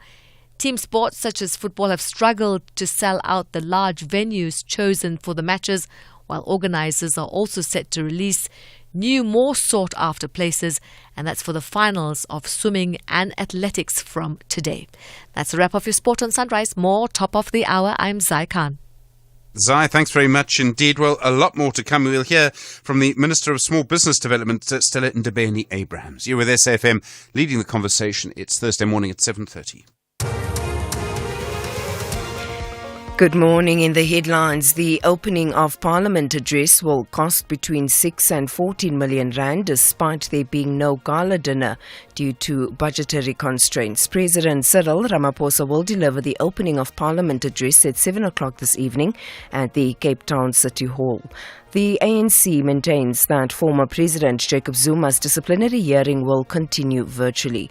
This after Zuma's representative, Tony Yengeni, requested that the hearing not only be held in person, but be opened to the public. And hundreds of patients in Gauteng on the waiting list for surgical procedures will finally be operated on today. The health department in the province will embark on its second edition of the Surgical Marathon initiative in honour of former President Nelson Mandela. I'll have details on these and other stories at 8. SAFM. guiding you through the rush hour traffic. It's a very heavy run from Pretoria to Joburg this morning. Make sure you've got plenty of time to get through this. Problem number one is roadworks. 2 lanes are closed at Rigel Avenue, approaching Rigel Avenue. That's really just an automatic sort of backlog of traffic. 2 lanes closed at this time of morning. The traffic queue is crazy. It's all the way back through to Stormful and working its way back to Montana. That's a very big delay. And then you've got a massive queue between Brockfontein and Olifantsfontein, and that queue's a lot heavier than normal this morning because of the onlooking factor of what's going on the northbound side. So 2 big queues going south to Joburg. If you're leaving Joburg up towards Pretoria, stay off the N1. A big truck is overturned at Olifantsfontein Road. 3 lanes are closed. Everyone just squeezing into a single lane to get past it. The queue's all the way back through Allendale and back to Buccleuch. You've got options. You've got the R21 out past the airport. You've got the R55, Woodmead, Kyalami, Thatchfield. There's an option to get up to the N14. You've got the 511, Winnie Mandela from Fourways through to Diepsloop. If you're that side of Joburg and you're sort of travelling up towards Midrand, just avoid it, come off at Fourways and take the easy run through. Just stay off the N1 North. It really is badly backed up this morning. Durban, some problems getting into Pinetown again. The M7 queuing from Queensborough side, North Dean up towards the N3 and then through towards St John's Avenue Bridge is looking very busy. There's protesting, quite aggressive and violent protesting south of Mount Frere on the N2. This is between Kumbu and Mount Frere, so the Mthatha Mount Frere option, avoid travel until that situation is under control, particularly if you're driving a truck. Stay well away from that area. Very aggressive. Some shots being fired into vehicles, so we're hearing as well. Cape Town, everything on a go slow because of the weather conditions. It's wet, it's windy, it's pretty wild, and everything's backed up. There's flooding on the M3 at Paradise Road, so that's a heavy queue this morning right back to Takai. There's big traffic on the N2 inbound from Khayelitsha, and it may well be flooding related again, but the 35th Avenue, Stellenbosch Arterial, Robert Sobukwe options are very heavy at the top of the airport. Looks like an issue going up into that Bishop Lavis area. Rob Byrne, SAFM Traffic. The business update on SAFM. Ntaleng morning again. How are the markets looking? Well, global market sentiment is quite sour today as investors digest the US's comments on the semiconductor industry. Government is eyeing further curbs on that sector. Now, this resulted in a risk-off mood with Asian stocks trading mostly in the red, the Japanese Nikkei losing 2.1%, while the Asia Dow shed 1.2%. Over in Wall Street, futures surprisingly in the green despite the downbeat mood. Traders on that end are awaiting more corporate earnings reports. And then back at home, all eyes are on the SARB as Kganyago prepares to deliver a rates decision, and traders are also awaiting tonight's opening of Parliament address. Ahead of these moves, local markets were in the red, with the All share falling 0.8% in yesterday's trade, while the rand trades slightly weaker at 18.19 to the dollar. And then Roche is eyeing a slice of the weight loss market pie, and it's a big pie. That's right, Stephen. The Swiss pharmaceutical giant is eyeing growth from the weight loss drug market. The group recently announced promising early-stage trial data from its latest obesity drug. It said that a second drug candidate from its purchase of Commute Therapeutics indicated positive results, further heating up competition in that weight loss medication market. Now, the news comes after Pfizer also said it's making progress with its once-a-day weight loss pill, further attempting to take on the likes of Ozempic's owner Novo Nordisk and Eli Lilly. Results from both Roche and Pfizer's trial come as competition mounts in the fast-growing weight loss drug sector, with the oral pill variations to provide an alternative for patients who dislike injections. Now, the news has weighed on both Novo and Eli Lilly share prices, with both companies closing over 3% lower yesterday. And then retail sales improving slightly in May. So local consumers seem to be spending slightly more. That's as sales increased, coming in 0.8% higher on an annual basis in May from a 0.7% rise in April. Now, this was above analyst expectations and was boosted by general dealers. Now, 6 of the 7 retail groups registered a rise in sales, and general dealers, which includes supermarkets, drove much of the upward momentum, rising by 1.7% year on year.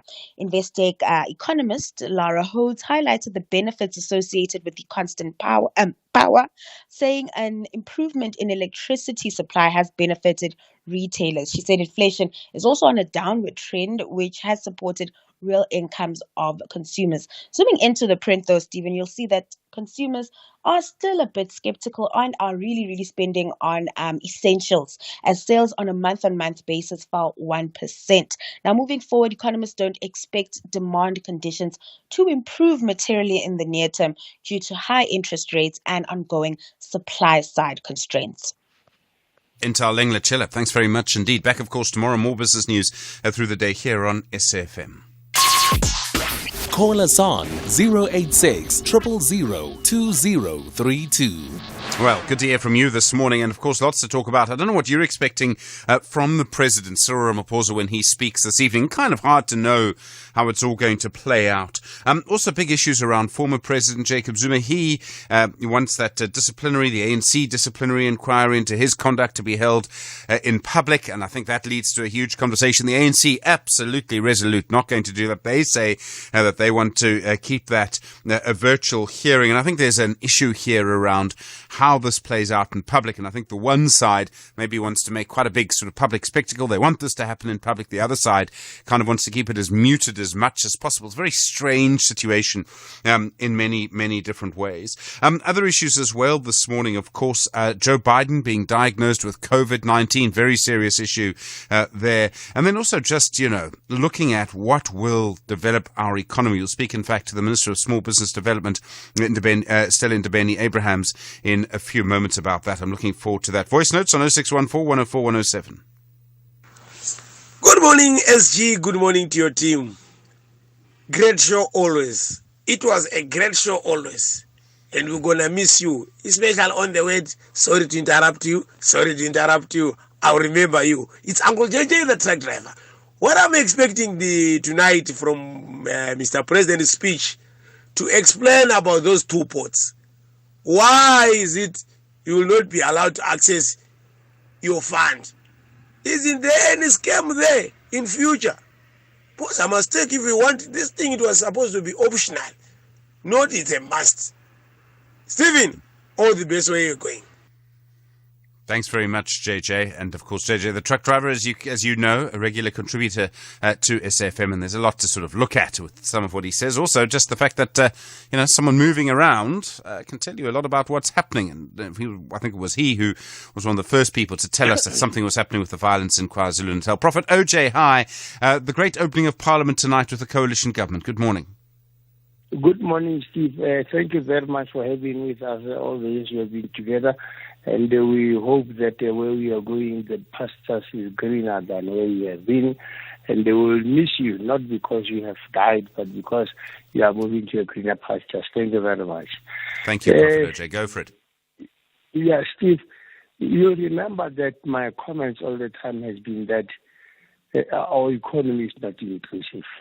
We don't have any economic direction, which includes all South Africans, even people in the rural areas, even people who are not educated, people who might have good ideas but do not have certificates and so forth. But I think the speech today will lighten up the hearts of South Africans, that at least now we are going to start seeing or hear from him and the government as to how we shape the economy in a manner that even a person in the rural area will feel belonging to the wealth circulation of the land. This has been a problem all along, even before the democratic dispensation. Even up to today, the people of South Africa are still yearning to see themselves being part of the economy. Unfortunately, the economy is there on top, and then at the bottom, people are not part of what is happening in the economy of the land. And this is a problem. No, sure. Prophet OJ, I hear you. It is a problem. I mean, that is a major issue, the issues we have with land at the moment. So, no, I hear you on that. Of course, other calls coming through this morning. You know the number this morning. It's 086 000 2032, and there are various things to sort of look at with that. Yeah. Other issues, of course. And just very interested in the kind of Zuma in disciplinary inquiry. Never really thought that it would come to this, that you'd actually have a former leader of the ANC facing something like this. It really is extraordinary in many, many different ways. So I think that's going to be one of the big stories over the next few months and over the next few weeks, really, is going to be about that and how that actually works out. So just watching that in the next little while. And just to sort of see whether or not there's sort of quick progress or whether it actually happens slowly. I think that's going to be one of the big issues as well. Let's go to Ndlovu on the line from the Eastern Cape. Ndlovu, hi, Parliament, go for it. Okay, Stephen, not actually Parliament, but just a comment on the issue of these COSATU aligned unions and their complaint against the GNU. Yeah. Yes. Yeah. Now, Stephen, I think it would be proper if all the leaders of the unions could actually account for their own areas where they come from, their constituencies, whether they voted for the ANC, and I think that data will be available on the IEC data before they complain about the ANC going to bed with the DA. How about them coming out and say, these are the results of the place where I come from? Yeah. No, I hear what you say, Ndlovu. It's a really interesting point. You can't shout at the ANC for going into bed with the DA if your own people didn't vote for you, vote for the ANC. Including Stephen, the workers that they're claiming to support the ANC during the elections, because that's what they are saying. They've been saying this all these years, that they are taking workers to support the ANC. But the workers, Stephen, have voted for the DA. Yeah. So where were these leaders? And what are they doing to assist the ANC to come and bring voters to support the ANC? So it's a false claim. No, sure, I hear you, Ndlovu. Look, I don't know if they voted for the DA. I think maybe workers just didn't vote. I mean, maybe that's what this tells us. 17 minutes now to 8. Across South Africa, online and on radio. SAFM, let's talk. Well, the new Home Affairs Minister, the DA's Dr. Leon Schreibers, used his budget speech this week to say he's determined to fix the IT problems in the department, to make sure its systems are working and to deal with the huge backlog in visa applications. And, I've made this point several times. Home Affairs is often where problems come in because it's trying to legally manage the behavior of humans. And that's why you always have so much controversy. Well, the Home Affairs Minister, Leon Schreiber, on the line now. Minister, good morning and thanks for your time this morning. Hello, Minister, are you there? Hi, Stephen. Can you hear me? Good morning. Yes, we can. Thank you. Sorry about that. You say you want to deal with all of these problems. I mean, so often we'll have phone calls saying this centre is offline, wasn't able to do anything, had a long wait, etc. And obviously everyone wants to fix it. And if I remember correctly, I think the previous minister, Dr. Aaron Motsoaledi, said a long time ago there'd been an IT contract with a supplier who had said to Home Affairs, you're not going to get gold service with this contract. And they haven't got gold service with this contract. So are you really going to be able to make a change to sort this out? Yes, well, I mean, the overall mission here is to restore dignity to those interactions with Home Affairs. And I think that all of the problems that you're referencing is ultimately leading to a situation where people feel like it's not a dignified experience to actually go and visit your local Home Affairs or interact with the department. So tackling those things really is top of mind. On the IT side of things, one of the things that we're looking at is a pilot project that's being run together with the CSIR that has migrated some of the Home Affairs connections away from the CETA, the State Information Technology Agency setup, and towards the CSIR. And for example, the Wynberg office in Cape Town is one of these, and that's now got a 1 gigabyte per second line compared to some of the much slower, indeed not gold packages that Home Affairs has had with CETA. And that has made a massive difference in that particular office. So I think the technical solutions are there. What we need to do is be able to cooperate with our colleagues in the Department of Communications, for example, and find better arrangements for Home Affairs to speed up these connections. I mean, that's not expensive to do. I mean, a private supplier would do that for not a lot of money at all. One of the problems is that the legal framework does, at this stage, suggest that departments have to work through CETA. But I am in conversation with my colleague Solly Malatsi, who's the Minister of Communications now, to see if we can work around some of these bottlenecks. And if we can do that, as you say, the technology is all right there. It's 2024. We're in the age of artificial intelligence. So getting these internet connections up and running is something that I think is doable.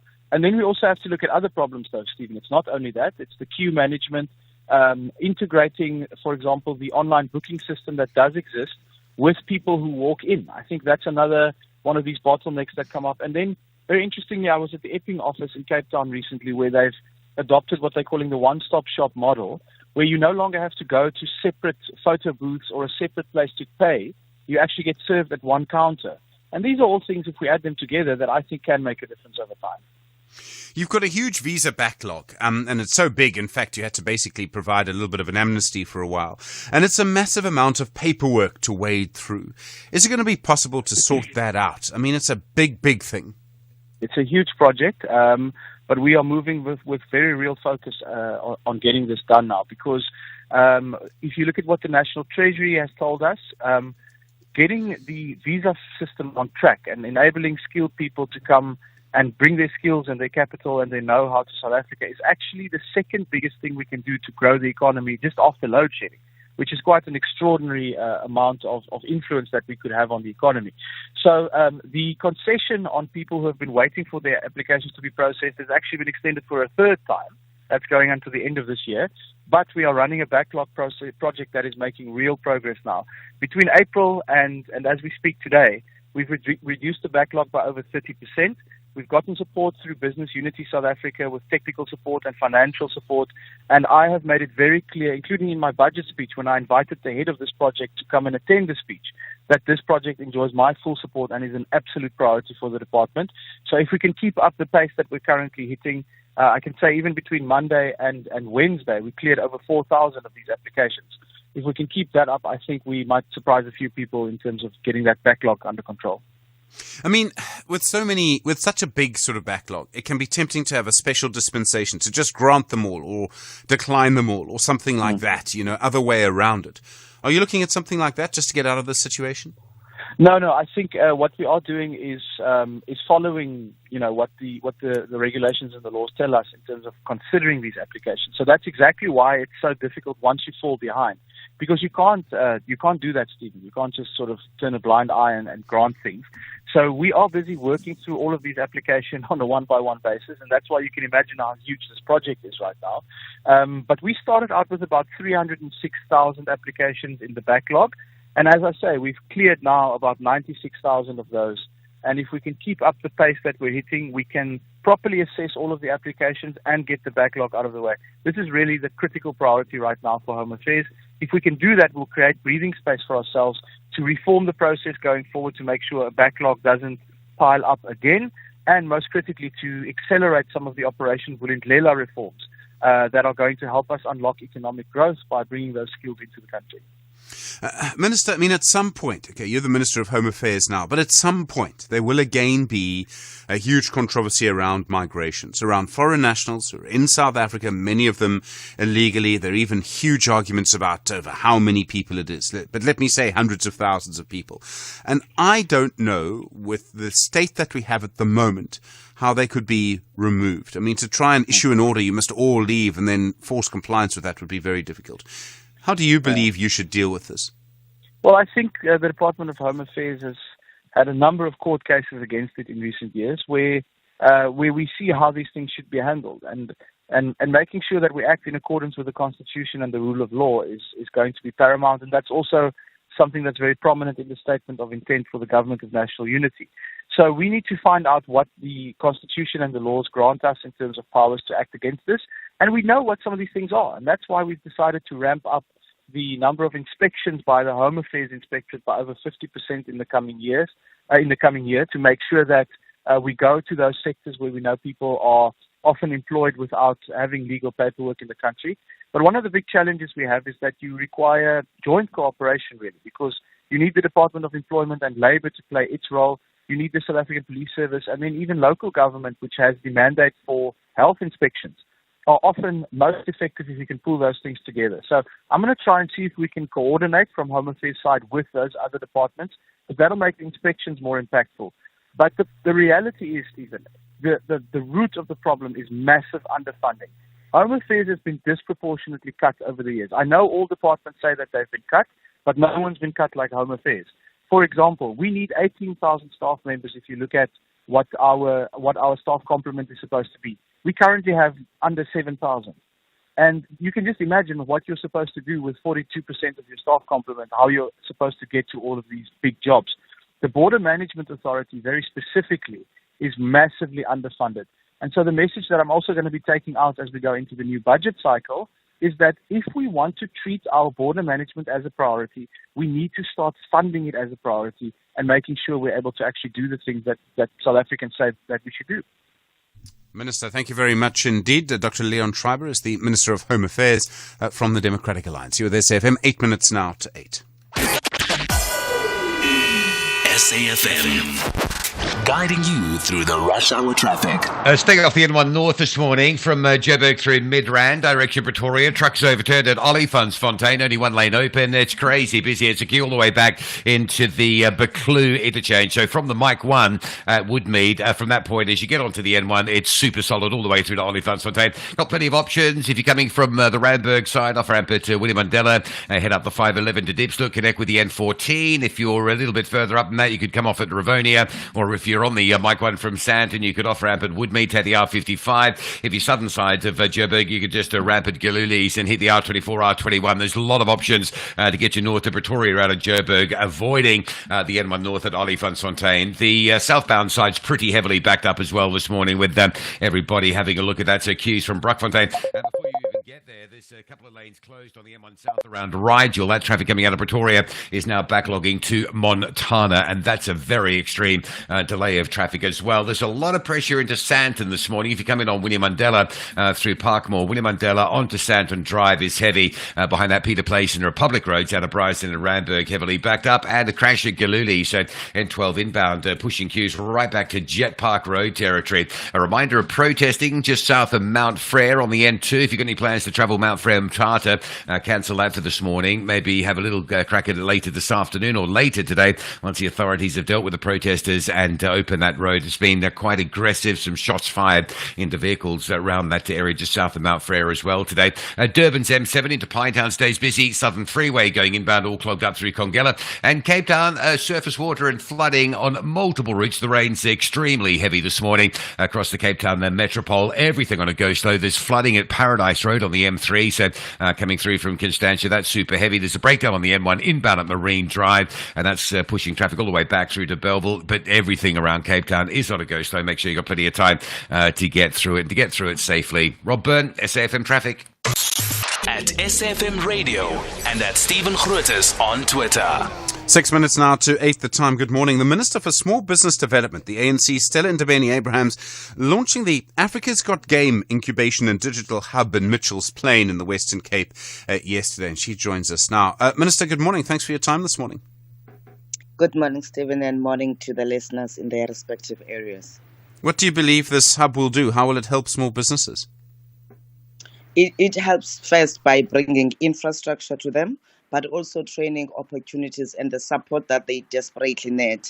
Most of them do know how to do what they have to do in their business, but in terms of accessing funds, for example, they don't know how to go about accessing those. Some of them don't understand compliance matters, but at the center of that is also ensuring that they are linked to market opportunities, which is what we brought all those components together to say, let them be exposed to technology that is there, let them be exposed to business development support and the partnerships that we have established with the hub.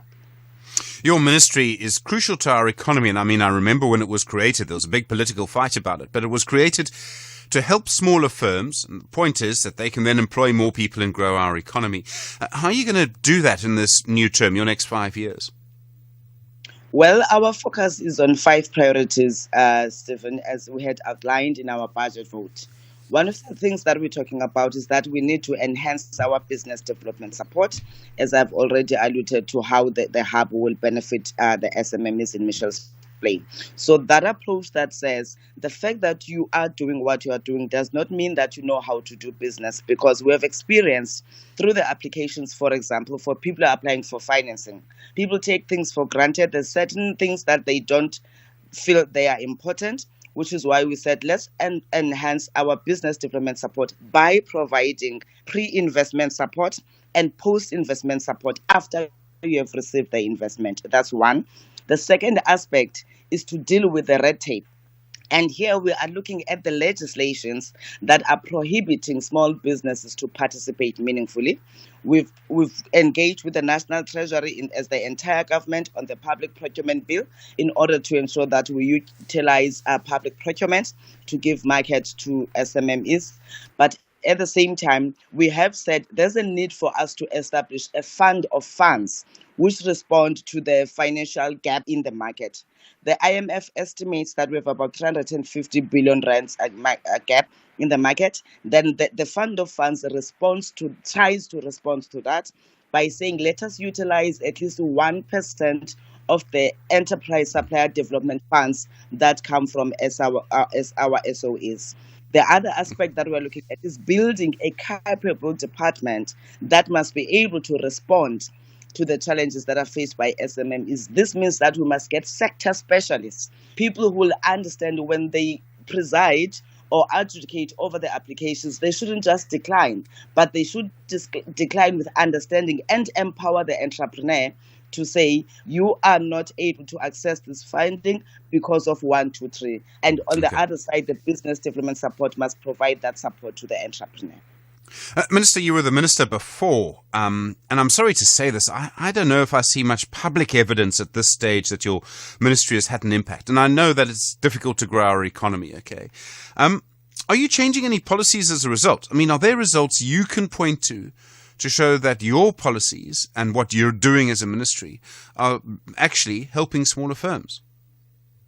Well, the first thing I must explain, sorry that we disappoint you that you have not seen any results. We've been in the portfolio at the end of 2021 in August. I just spoke about the establishment of the fund of funds, which is a result for the policy that we gazetted, which is a policy for funding small and medium enterprises. We've just had the approved bill by the National Assembly and the NSOP, which is awaiting the president's signature, which talks to establishment of a one-stop shop center. And those interventions, they are meant to assist the entrepreneurs because they are complaining that they have to hop into several areas to access the services. Now we're bringing those into one agency.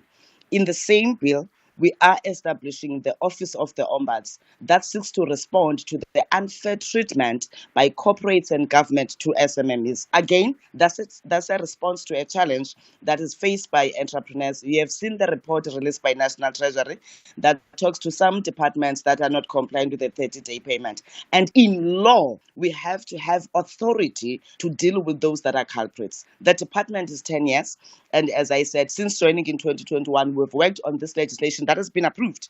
I mean, like, if you understand how the process of making a legislation in this country takes, you will understand that nobody comes in 18 months and have a law in place, unfortunately, because of the prescribed processes that must be followed. We gazetted last year the policy on business licensing, again to respond to the challenge that SMMEs are complaining about. They are complaining that their township businesses are taken over by foreign nationals, which most of them are illegal, according to what people say as we interacted with them. So that's business licensing policy, which will lead to a repeal of the existing bill and introduce certain aspects that must be able to leave certain segments of the sectors that we are dealing with preserved for South Africans. It is a response to the challenges that are faced by SMMEs. Yes, you may not have seen the results now because we had to create that conducive environment by making sure that we put in legal prescripts that give us the authority to hold anyone and everyone accountable. The department currently is the laws that it is using are administered under DTIC until we change these laws and transfer them to the department. So those are the challenges that we needed to deal with. Minister, thank you. The Minister of Small Business Development, the ANC, Stella Ndabeni Abrahams. You with SFM leading the conversation, 8 o'clock. Outsurance will go out of their way to try and save you money on your car insurance. If they can't, ask for 500 Rand. SMS out to 30754. Now that's good news.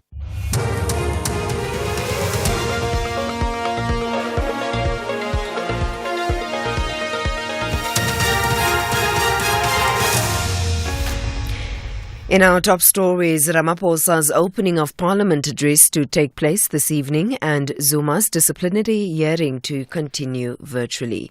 Good morning. The opening of Parliament address will cost between 6 and 14 million rand, despite there being no gala dinner due to budgetary constraints. President Cyril Ramaphosa will deliver the opening of Parliament address at 7 o'clock this evening at the Cape Town City Hall. This event marks the official opening of the 7th Democratic Parliament. Secretary to Parliament, Xolile George. And the reason we budget that range, it's about looking at cost factors. In the last sitting in February, we budgeted 8.4 million as a budget. The actual expenditure may be less, it may be slightly more, depending on the reconciliation that we'll be doing. But this is the amount we have currently provided for on the nature of the event and scale. The ANC maintains that former President Jacob Zuma's disciplinary hearing will continue virtually. This after Zuma's representative Tony Yengeni requested that the hearing not only be held in person but be opened to the public. The hearing, which was held by the ANC's National Disciplinary Committee, has been postponed to next Tuesday. The ANC's acting spokesperson Zuko Kudlimpi elaborates. Neither the pre-hearing conference nor the disciplinary hearing will be open to members of the public or the media. A verdict will be announced once the committee has received and reviewed all arguments. We cannot specify the timeline for this process as it depends on the scope of the deliberations and the issues under consideration. Hundreds of patients in Gauteng on the waiting list for surgical procedures will finally be operated on today. The health department in the province will embark on its second edition of the Surgical Marathon Initiative in honor of former President Nelson Mandela. The initiative is aimed at clearing historical surgical backlogs and benefits thousands of patients. During last year's edition, there was a backlog of 37,000 surgeries. The department spokesperson Mutalatala Mudiba. The 2024 Surgical Marathon Edition will focus on fast-tracking surgical operations for patients who currently are on the waiting list across key specialties such as pediatrics, orthopedic, neurology, urology, breast surgeries, among others. At Bara in particular, we're looking at doing over 120 surgical procedures across various specialties. Our other facilities across the province will also be participating in the surgical marathon. Burial activities in the Drakenstein municipality, which includes Townspaul and Wellington in the Western Cape, have resumed. Burials were suspended from last Wednesday due to flooding.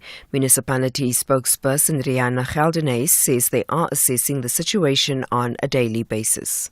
To address any backlogs caused by the excessive rains, the municipality has been allocating 3 extra graves per day since Tuesday, and we will continue doing so until Sunday. We have also communicated this to funeral undertakers.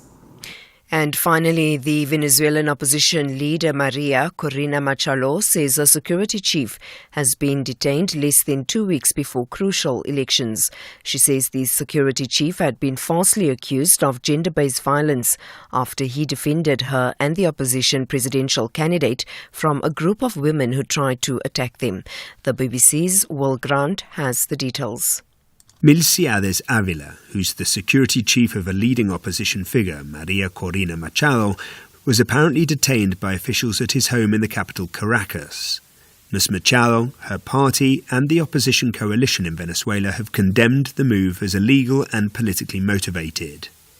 It comes after Ms. Machado herself was prevented from standing in the election over allegations of fraud, which she robustly denies. With just days to go to the vote, opposition supporters remain confident of victory, having coalesced around a unity candidate, a former diplomat, Edmundo González. Recapping the top story, the opening of Parliament address will cost between 6 and 14 million rand, despite there being no gala dinner due to budgetary constraints. President Cyril Ramaphosa will deliver the opening of Parliament address at 7 o'clock this evening at the Cape Town City Hall. For SAFM News, I am Anne Musa. Those were the top stories for this hour. Don't miss out on a possible car insurance saving. SMS out to 30754 for a quote. Outsurance, where you always get something out. Your insurer makes many promises, but can they back it up? Outsurance can. That's why they're the best insurance company in South Africa. Outsurance has consistently had the best ombudsman for short-term insurance results for the past 11 years and awarded Best Short-Term Insurer by News24 for the past 2 years. Why would you want to be with anyone else? SMS out to 30754. That's out to 30754. Or visit outsurance.co.za for a 10-minute quote that could save you thousands. Licensed insurer and FSB, TCs and information online. A very good morning to you in your SFM sports headlines. It's rugby. The Springboks-Portugal clash is crucial after major injuries, with Rassie Erasmus eyeing the new talent as the key Boks are sidelined. And in golf, Tommy Fleetwood admits that he would love to win the Open Championship after the disappointment of England's defeat in the Euro final to Spain. Let's find out more just before 8:30. SAFM, guiding you through the rush hour traffic. Well, some good news. The roadworks on the M1 South at Rigel Avenue that closed 2 lanes this morning have been cleared. So the backlog is starting to move, although there is a breakdown in that mix around Linwood Road. So coming through from Montana, traffic still very heavy as far as that Linwood Road exit. Major delays through Midrand. A truck is overturned on the M1 North at Olifantsfontein. 1 lane open. Very heavy delays all the way back to Buccleuch interchange. Just avoid the M1 heading north through Midrand direction. Pretoria, you've got lots of options in terms of alternative routes to get onto those. All the sort of approaches to Olifantsfontein around the sort of Midrand suburban area are very heavily backed up. There's a lot of congestion on the highway and off the highway as well. The M1 South from Brockfontein down to Olifantsfontein, jam-packed as well with motorists having a look at it. Big traffic into Sandton. William Mandela onto Sandton, driving to Parkmore is bad. Peter Place, Republic Road behind that. Also very heavy queues as well this morning. If you're coming from those areas into Sandton, absolutely jam-packed. Durban, a crash on the N2 North near the Spaghetti Junction. It's between the M7 and 4 levels, so it's sort of in the middle of the roadworks delay. So the N2 staying heavy going northbound. And Cape Town flooding confirmed on 35th Avenue at Bishop Lavis. That's really badly backlogging traffic. Robert Sobukwe, 35th Avenue, Stellenbosch Arterial, those junctions just north of the airport. Flooding on the M3 at Bishop's Court, so that's heavy coming in from the Constantia side. And everything around Cape Town's on a go slow. There's flooding and the surface water on multiple routes. The rain is heavy. Make sure you've got plenty of time to get through the traffic and get through safely. Rob Byrne, SAFM Traffic. SAFM Sunrise. A vivid start to your day. All right, 9 after 8. Good morning. You're with SAFM Sunrise. I'm Stephen Grootes. Well, big night tonight, of course. That's one of the big issues. You've heard conversations. The Minister of Small Business Development, in a way, defending her department and just sort of interested in what she had to say about that. Still in Ndebeni Abrahams. Then also, of course, the situation regarding Home Affairs, the visa backlog, all of that. In about 20 minutes from now, we'll be talking about why do we eat what we eat? Why is it so difficult to change that? I think that's a really important conversation. Really looking forward to it, actually. Just to sort of, habit, I think, is a big thing. If you change your routine, will that change what you eat? Could that make you healthier? Could that make you better? Could it make you feel better? Could it even make you happier? Things about that. And of course, there's a big link between that and exercise. So looking forward to that conversation. You know the number 086 000 2032. Good morning, 10 after 8. Every girl dreams of her perfect wedding. The venue, decor, rings, guest list, the speeches, the vows. Seeing a tear roll down her groom's cheek. The $1 million budget. I think there's a typo in the script, no? No, carry on. It's $1 million US, Chief. Bespoke Cartier jewelry inspired by Meghan Markle. Hundreds of thousands of dollars of flowers and multiple designer wedding dresses are nothing out of the ordinary for Lillian Chu, a wedding planner to the super rich in East Asia. She only takes 10 weddings a year at an average cost of $1 million. Channel your best jaw. with the $1 Million Wedding Planner this Thursday, the 18th of July at 10 p.m. Only on S3. Open up. S3. The Rockets and Umkhonto Kashaga will speak a different language from Siswati and Isindebele when they meet at the office made of grass. They both understand that only victory will impress their fans. This is the Mpumalanga Premiers International Cup 2024. Experience the thrilling encounter between the highly inspired TS Galaxy and Eswatini champions Mbabane Swallows FC on Saturday, 20 July at 8 p.m. Live on SABC Sport on DTT Channel 4 and SABC radio stations. Also available on SABC Plus and SABCSport.com. #We love it here. Tickets are available at CompuTicket. Proudly brought to you by the TS Galaxy Foundation and SABC Sport. For the love of the game. Call us on 086 000 2032. That's the number. John on the line from Heart of Beersport. John, hi. You heard the conversation with the Minister of Small Business Development, Stella Ndabeni Abrahams. Go for it. Yeah, thank you, Stephen. First of all, first-time caller, probably last-time caller. Love your show. Thank you. Welcome. Thank you for calling it out. We've been speaking ad nauseum about the development of small business, and we achieve nothing. What I would like to suggest, just let's see whether or not the people out there know what you should be doing. And let us make a little list. I'd like to start by putting forward one suggestion, that they lift the level of that from 1 million to 2 million rand as a starter to help those people at that level. That has been at, I think, a 1 million level for ages now. If they lifted it to 2 million rand, it would offer quite a lot of relief to small businesses. That would be my first point. Perhaps you could just ask the public for 1 point each and see how many points we can give to the minister. Steve, thanks a lot and best for everything in the future. Eh? John, thank you. No, thank you. That's very kind of you, John. Thank you on the line from Heart of Beersport. And yeah, I think that's talking about the turnover of the business that you have to report for VAT. Joseph on the line from Randburg. How do you feel about the minister? Hi, SG. I feel very bad because, look, for as long as the government agencies are going to use the model that is being used by commercial banks, small entrepreneurs will never survive here in this country. Firstly, because to open up a bank account, it's a mammoth task for them, and the bank charges are very huge. And the National Credit Act also says that you must be having a certain amount of money for you to be able to qualify for credit. These small entrepreneurs must be exempted from the National Credit Act. They must only look at whether your business idea will be able to generate and pay back the money that they've borrowed you without using what the commercial banks are using. That's my point. Yes, no, I hear you. I don't know. I mean, the thing is that if you change the rates at which you lend money, I mean, there's a reason commercial banks do it. They don't want to lose money, and you don't want a government borrower that loses money. No, remember, the government is actually giving people money. They are giving them a grant to start businesses. And I am saying, stop this giving the people grants and they don't return the money. Actually, you must borrow them the money. Currently, what is happening, especially in other provinces, you'll find out that if you want to start a business, there is a grant like maybe 200,000 that must be given to you, and they are not expecting you to bring it back. So let us phase out that grant, SG, and give people loans so that the money can come back so that we can then be able to borrow others going forward. But with reasonable interest rates, not the ones that the bank, the commercial banks are charging. Hence, we propose that there must be a state bank whereby people can be able to access banking system, because we can't access banking system at this point in time. All right, Joseph, thank you on the line from Randburg. Appreciate it. Phantom. Hello, Phantom. Been a while. On the line from Mangung. The value of exercise.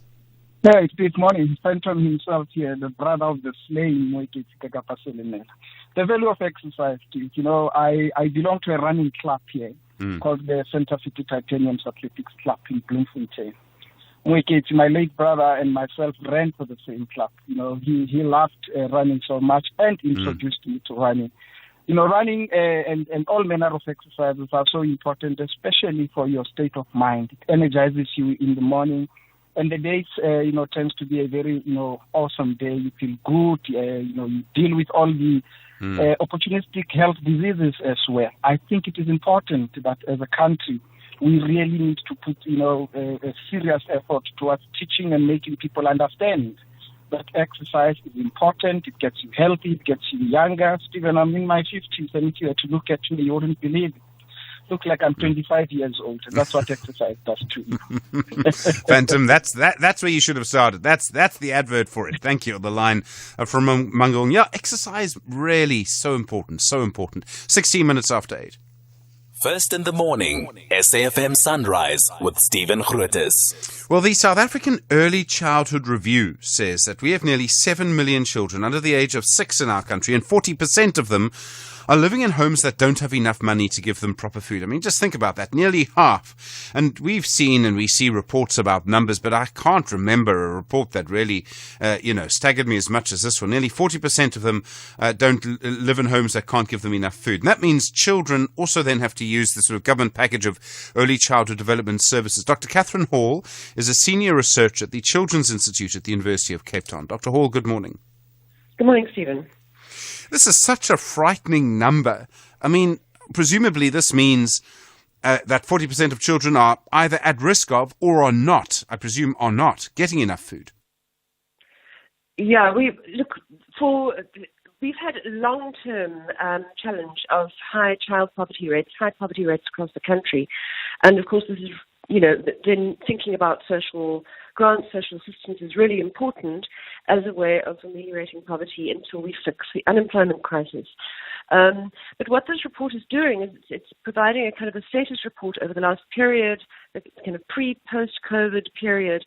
And what we see is that a lot of the challenges that pre-existed the COVID period were exacerbated, and many have not recovered, and this is what we're seeing in the poverty rates.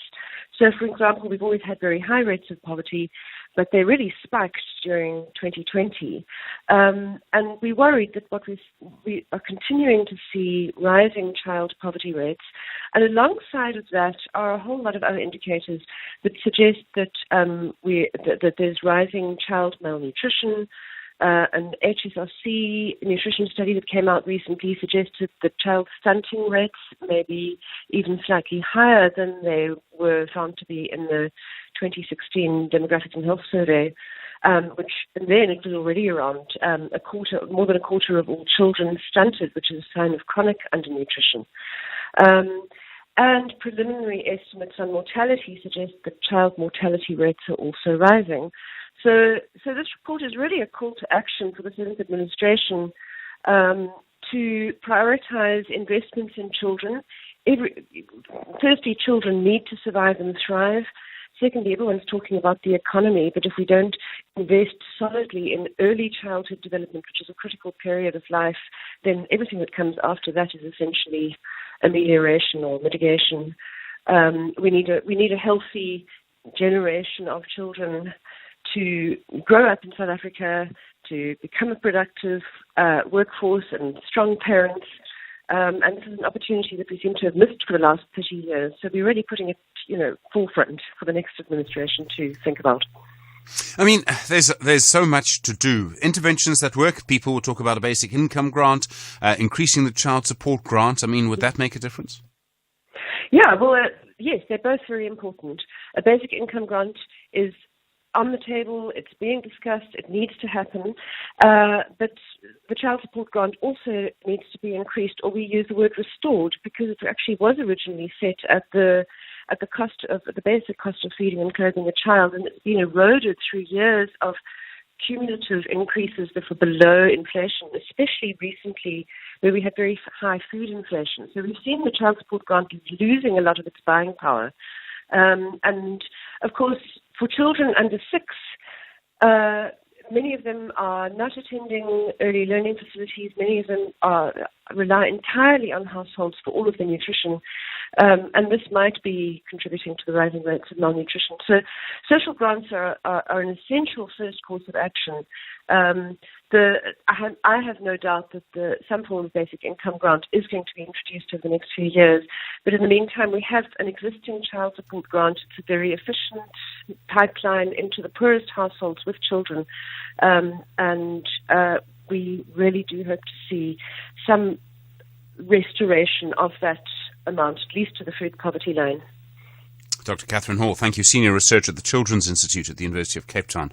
I really appreciate the time. Very, very sobering conversation. 21 after 8. eThekwini Municipality is excited to host the Resurgence Conference, Durban 2024, an international investment conference themed Moving the Needle Towards Economic Emancipation. The conference will profile Durban as an investment city from the 17th till the 21st of July at Durban ICC. It features exhibitions, conference engagements led by global and local esteemed sectoral experts and several empowerment opportunities. Also featuring the Resurgence Gospel Fest on 20 July, headlined by American gospel legends Shirley Caesar and Bishop Hezekiah Walker.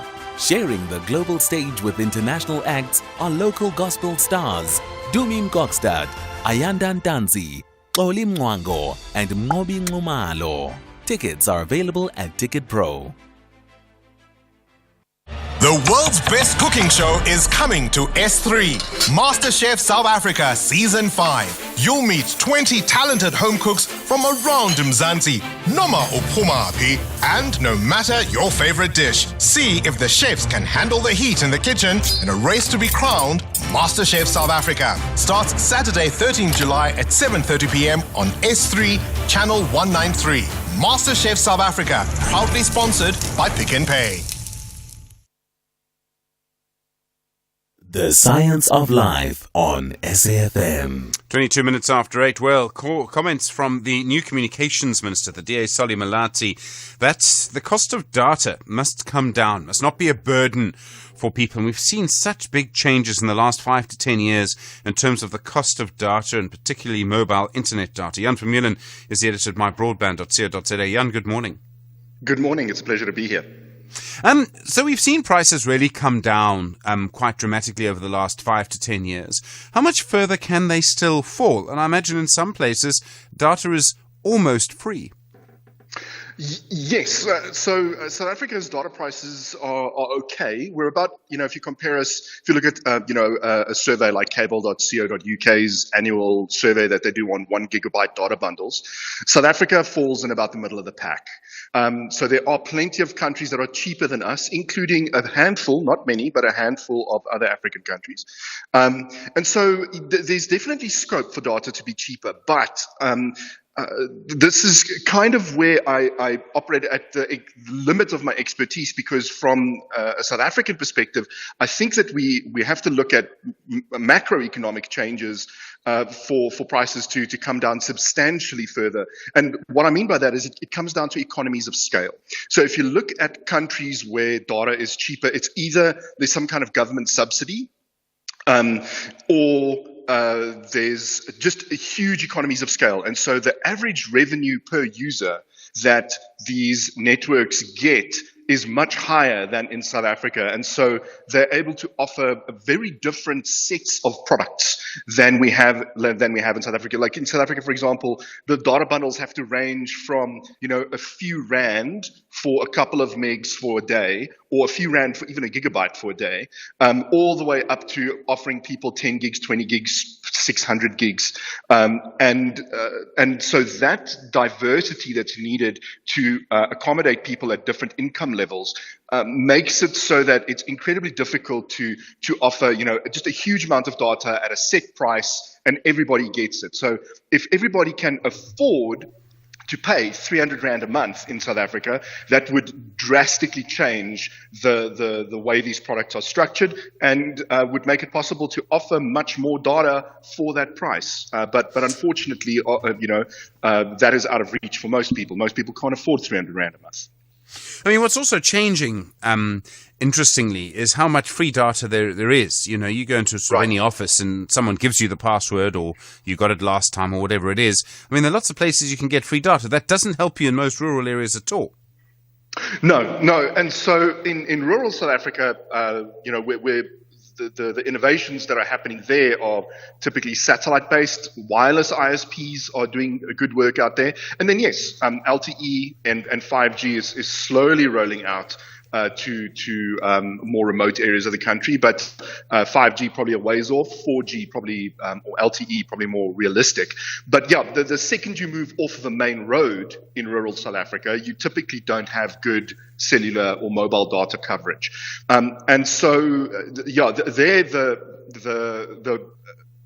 the whole situation looks very different than in urban South Africa. But that said, once again, if you look at our neighbors, South Africa's geographic coverage for cellular networks is actually very good. Besides the fact, that we've got near 100% population coverage. If you look at, say, Nigeria, for example, the second you move outside of a major city, you basically don't have cellular network coverage. Whereas in South Africa, our operators have done a really good job covering like major routes. Like most towns, if not all towns, have some kind of coverage. It's really only when you move off of the main routes and into farmhouses and big, farming properties that you start, and villages, that you start losing coverage.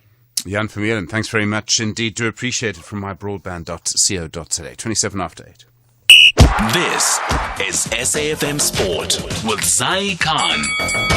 Zai, good morning. Rassie Erasmus looking to the future this weekend. Yes, he is indeed, giving the fringe players a big chance to shine against Portugal. Now, this after key players Franco Mostard, Malcolm Marx, Peter Steph du Toit are all out with injuries ahead of the Rugby Championship. So this Saturday's test against Portugal is a vital audition for the fringe players, with Mostard out. Argis Neyman will start in the second row. Hooker Johan Grobelaar will debut, and the back row sees fierce competition in for du Toit's spot. Erasmus is keenly watching these performances as he prepares for the Wallabies. The Springbok lineup against Portugal includes Apelele Fassi, Makazola Mapimpi and Mani Libak. Moving to soccer, one of South Africa's promising young European talents, junior international Michael de Kunmu, is starting to make inroads in the big leagues. He's now part of the Dutch Eredivisie top team Vitesse Arnhem squad for the new season. His father, Mike Fola de Kunmu, recently confirmed this to SABC Sport, revealing that his son will play a big role at Vitesse senior team in the new season. He played majority of his game with the under-21 for the remainder of last season, and now he's fully back with the first team, and they're in pre-season right now. They started pre-season about a week ago. And I'm sure the expectation is that he's going to establish himself more this season. Well, we hope so. This is football, so that's the intention. Moving to Manchester United, they're set to sign Lille's promising teenage defender Lenny Yoro for 1.2 billion rand. The 18-year-old has been linked with a move to European champions Real Madrid, but he is believed to have travelled to England for a medical with the Premier League club. Elsewhere, we also have news of this special star, and he goes by the name of Luka Modric.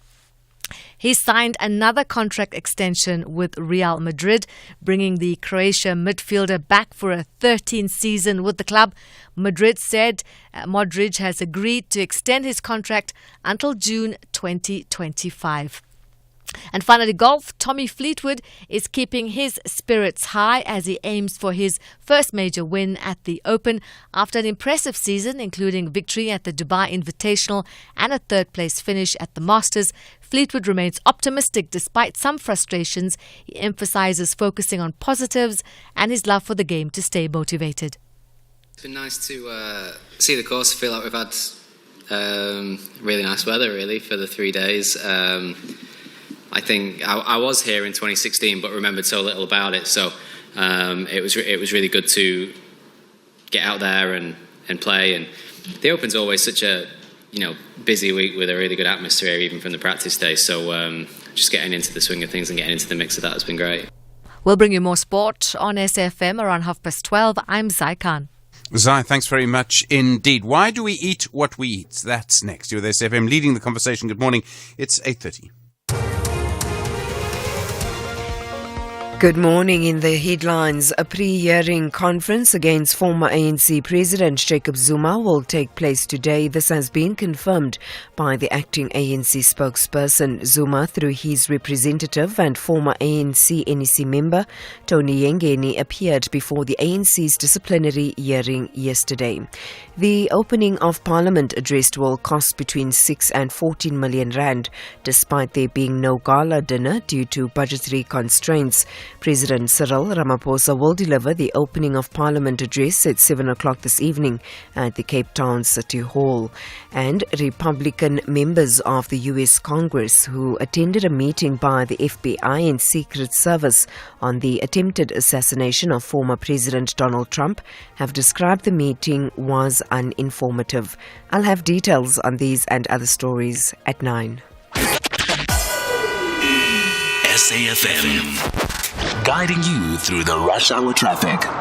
The advice remains to stay off the N1 through Midrand. It's as simple as that today. If you're driving from Joburg through to Pretoria, you have nothing to do with the N1 North, and that'll put you onto some alternative routes and get you through the Midrand area to Pretoria a lot quicker than the N1.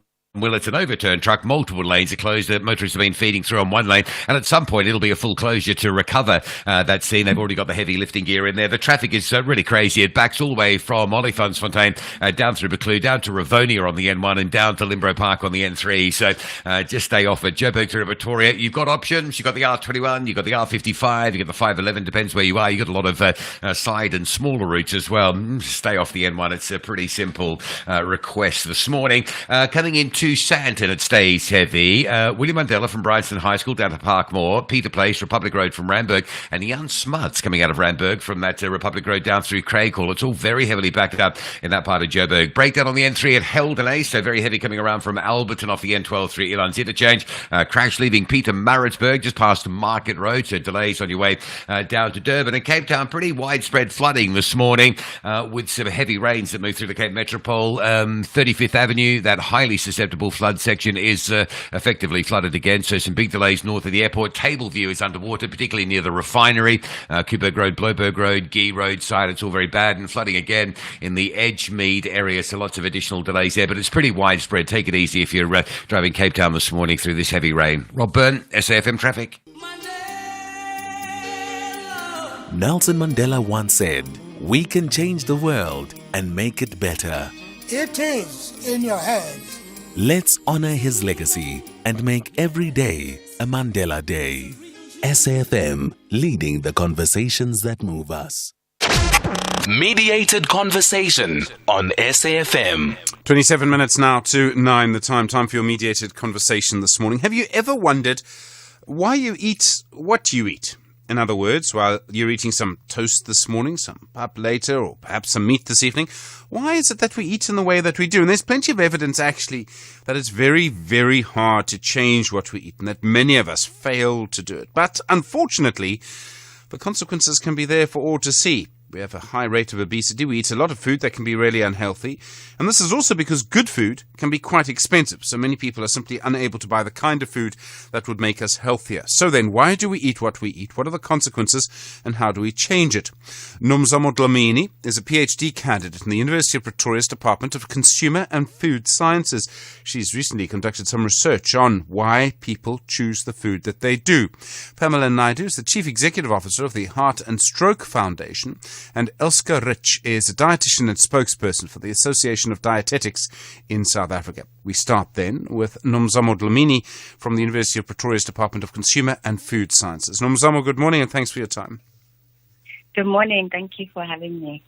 This is one of those questions that the question is short, the answer is very long. Why do we eat what we eat? Yes, so that's the research that I did. So I was interested in understanding exactly that, why we eat what we eat. So in South Africa, we have a lot of research has been done on what people eat, what they buy, and how much they buy and when they buy it. So the food frequency data. But I wanted to know what is the motive behind the choices that we make when we buy the food that we buy and we eat the food that we eat. And so to do this, we have what's called food choice questionnaires.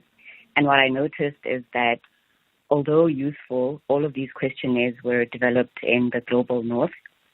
And so despite researchers using them in Africa and in emerging economies, they don't fully reflect what we think about when buying food.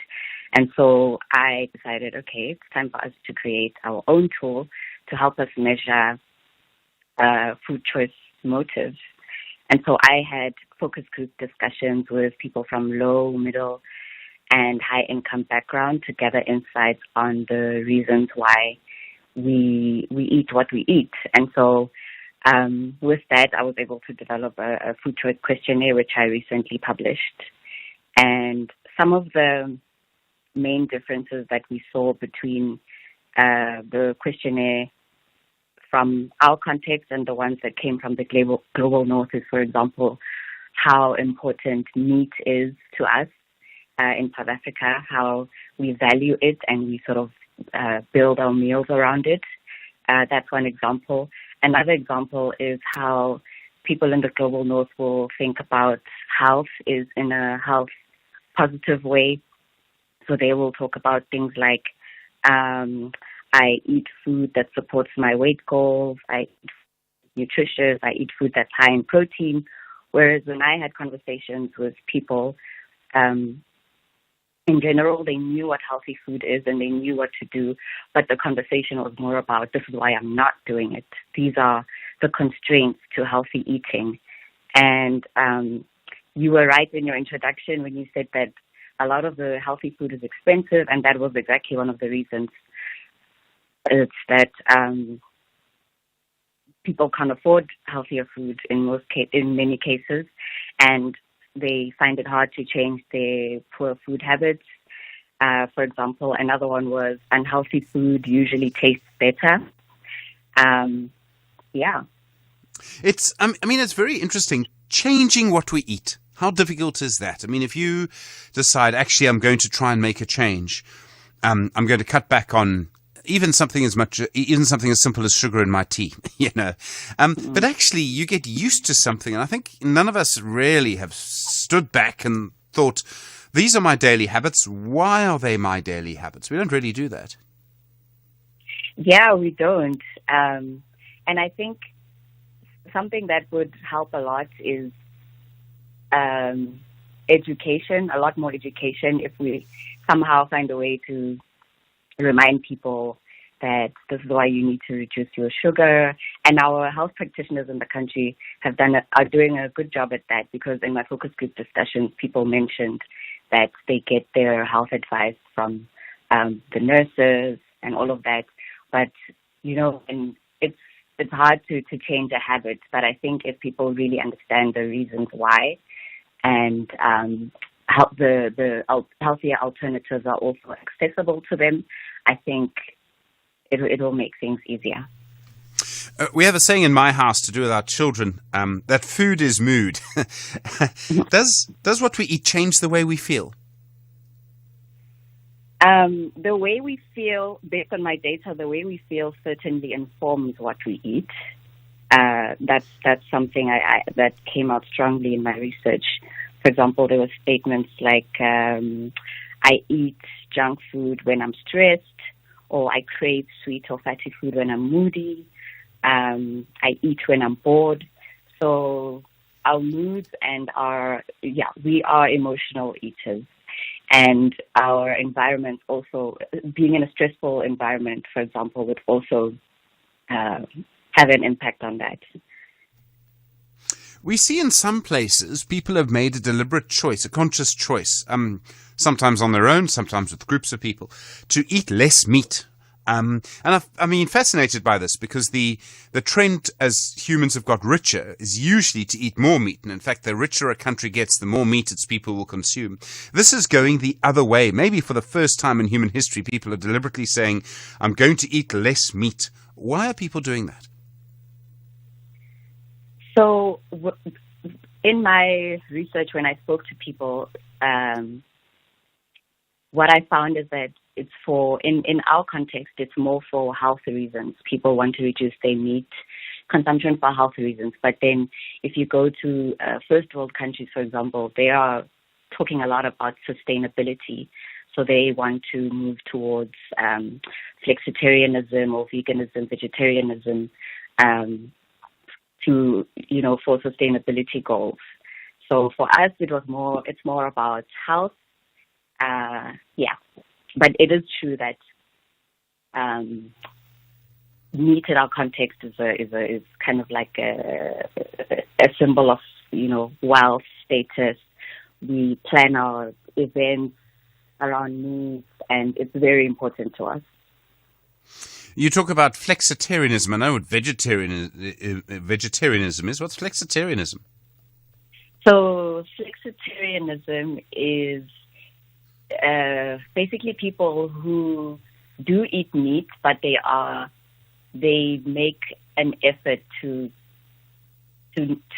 eat less meat and more vegetables and lentils and beans. So, for example, a flexitarian will maybe have meat on a Monday, but on the rest of the week they'll have protein alternatives or alternative proteins. So, someone who's just intentional about eating less meat, but they do meat. Meat's very expensive, and it has a huge carbon footprint because it comes from animals. Do you think that that'll ever happen here? I mean, do you think that over time, I mean, it's probably rational to eat less meat, but I mean, I grew up eating meat, and I still eat meat, and I know it's rational to eat less meat, but I still do it. Yeah, I mean, yes, I think the more people know about the impact that meat has on the environment, maybe they will make different choices. But also at the same time, I found that people in emerging economies, when you talk about a sustainable lifestyle, that can that's many things. It's not just about reducing your meat consumption. So, for example, in our context, people are less likely to waste food, and they are more likely to maximize on their resources, on reusing packaging, and that also contributes to sustainability. So, I think we can reduce our meat, but there are also other ways to be sustainable. Thank you very much indeed. Nomzamo Dlamini is a PhD candidate in the University of Pretoria's Department of Consumer and Food Sciences. You're with SFM, 17 minutes to 9, continuing your Mediated conversation this morning about why we eat what we eat and the consequences of that. Pamela Naidu is the Chief Executive Officer of the Heart and Stroke Foundation. Pamela, good morning. Thanks for your time this morning. Very good morning to you, Stephen. It's wonderful to be on your show. Thank you. Sure. How does what we eat affect our chances of having a heart attack or suffering a stroke? Both very serious incidents. Yes, absolutely. So, very interesting conversation that preceded this one. And I think that it points to the complexity of eating and nutrition.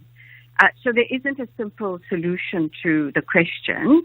But if you just specifically stick to heart disease and strokes, it falls into a cluster of conditions called non-communicable diseases. And so there are kind of common risk factors, and poor nutrition or poor diet and food consumption and a lack of physical activity are one of the main sort of risk drivers. So if you really want to be conscious about your eating habits are easy to form, but they're also very easy to sort of dehabit, if you like. It's easy to change your behavioral patterns. Because if you just have a basic understanding of what is bad for you in your food, it's excessive fat, excessive salt, and excessive sugar. And then of course you look at the micronutrients and other macronutrients. But if you can just focus on those three, ingredients in your food. We have the Heartmark endorsement logo, which means that we then test companies' food products for these ingredients, and we work with the nutrition profile modeling. So if you can reduce your bad fat consumption, reduce your sugar and reduce your salt to about little less than 5 grams a day per adult, then you will obviously decrease your risk. But it's not that simple, because you know of healthy people dropping dead with a heart attack. So the key is to know your holistic health profile. So what's your genetics? What's your family history? Because there is such a thing as, for example, hypercholesteremia, which means that or familial hypercholesteremia means it runs in families. So the thing is education, and it doesn't have to be sophisticated education. It's just to know your family history, know your numbers. You're going to have if you're 40 or 45 years and older, you're going to have your blood pressure taken, watch your food consumption. I tend to disagree with the fact that healthy food is expensive. It's not really true in a sense. If you go for organic food, yes, even I hesitate to buy organic products. You don't need to have organic products.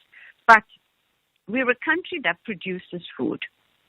So buy at your local store, buy those fresh ingredients, and of course, tin foods are equally healthy if you have it in the right sort of food proportion.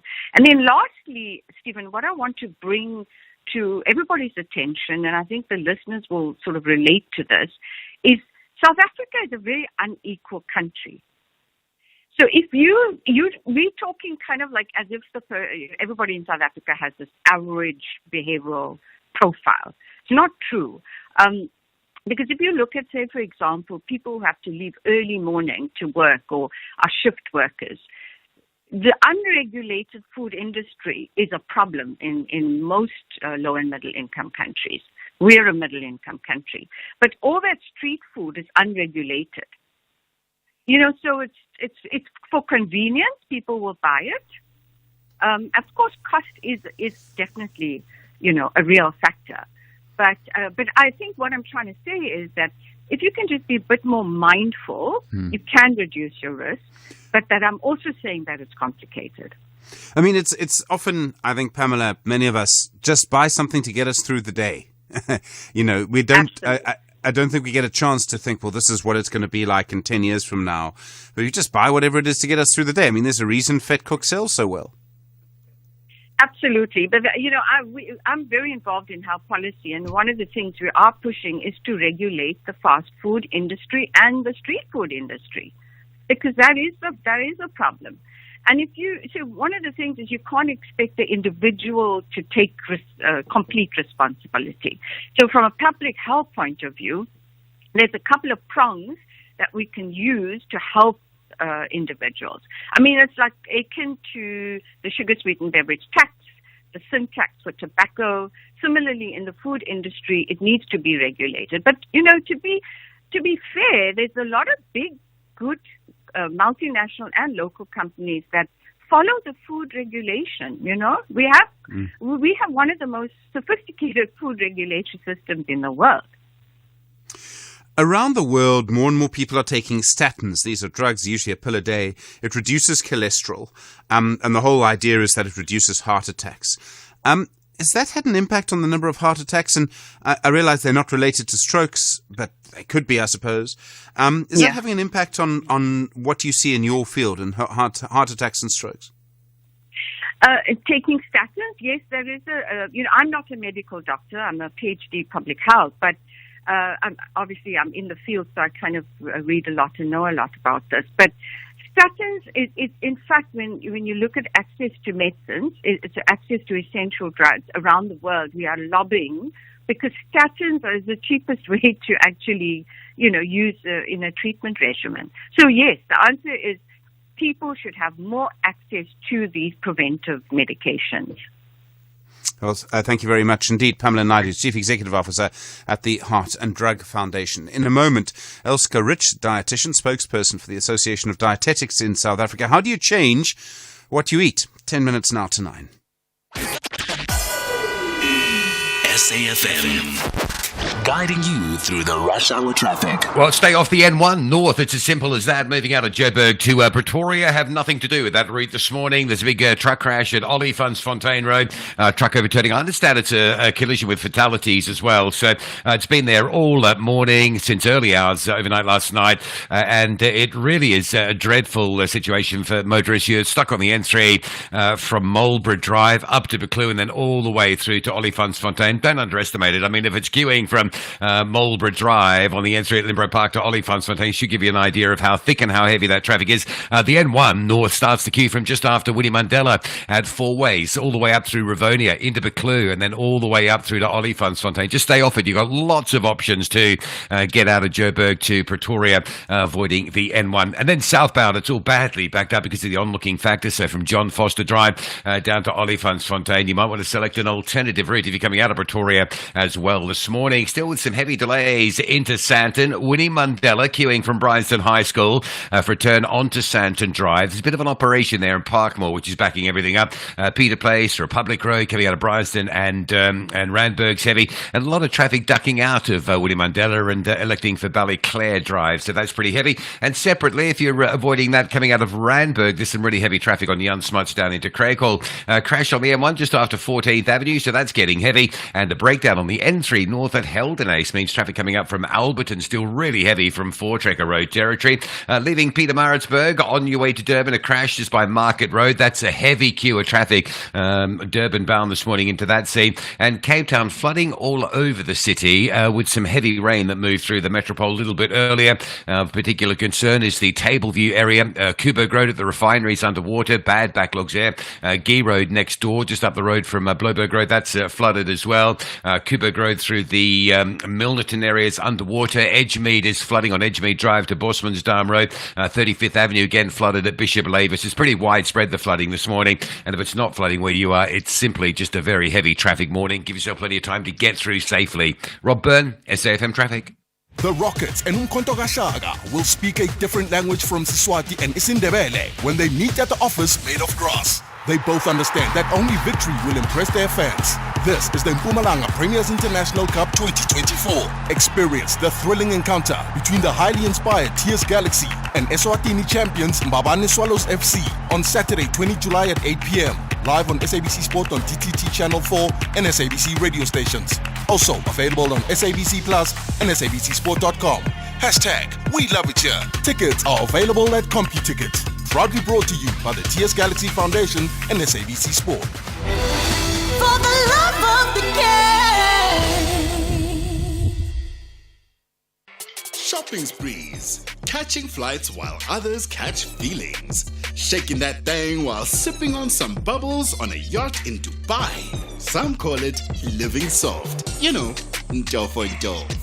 Tune into Sugar Baby Dating, a highly revealing documentary that lifts the lid of the sugar baby dating phenomenon and talks to girls who have a string of rich older men funding their lifestyles and the women that feel damaged by the whole experience. This Thursday at 10 p.m. Is it just a little frivolous fun, or is there a sinister side to sugar baby dating? Channel your inner curiosity with Sugar Baby Dating, 11 July at 10 p.m. only on S3. Open up. July is Film Month. KwaZulu-Natal Tourism and Film Authority welcomes filmmakers from all over the world who are attending the exciting festivities lined up. The Durban International Film Festival, Durban Film Art and Isipeto program, the Simon Sabela KZN Film and Television Awards on the 20th of July. We look forward to hosting you in our beautiful province and doing tourism and film business. Join the conversation using hashtag SSA24, hashtag Beyond Imagination, hashtag KZN has it all. Mediated Conversation on SAFM. 6 minutes to 9. The time continuing your mediated conversation. How to change what we eat. Elska Rich is a dietitian, spokesperson for the Association of Dietetics in South Africa. Elska, good morning.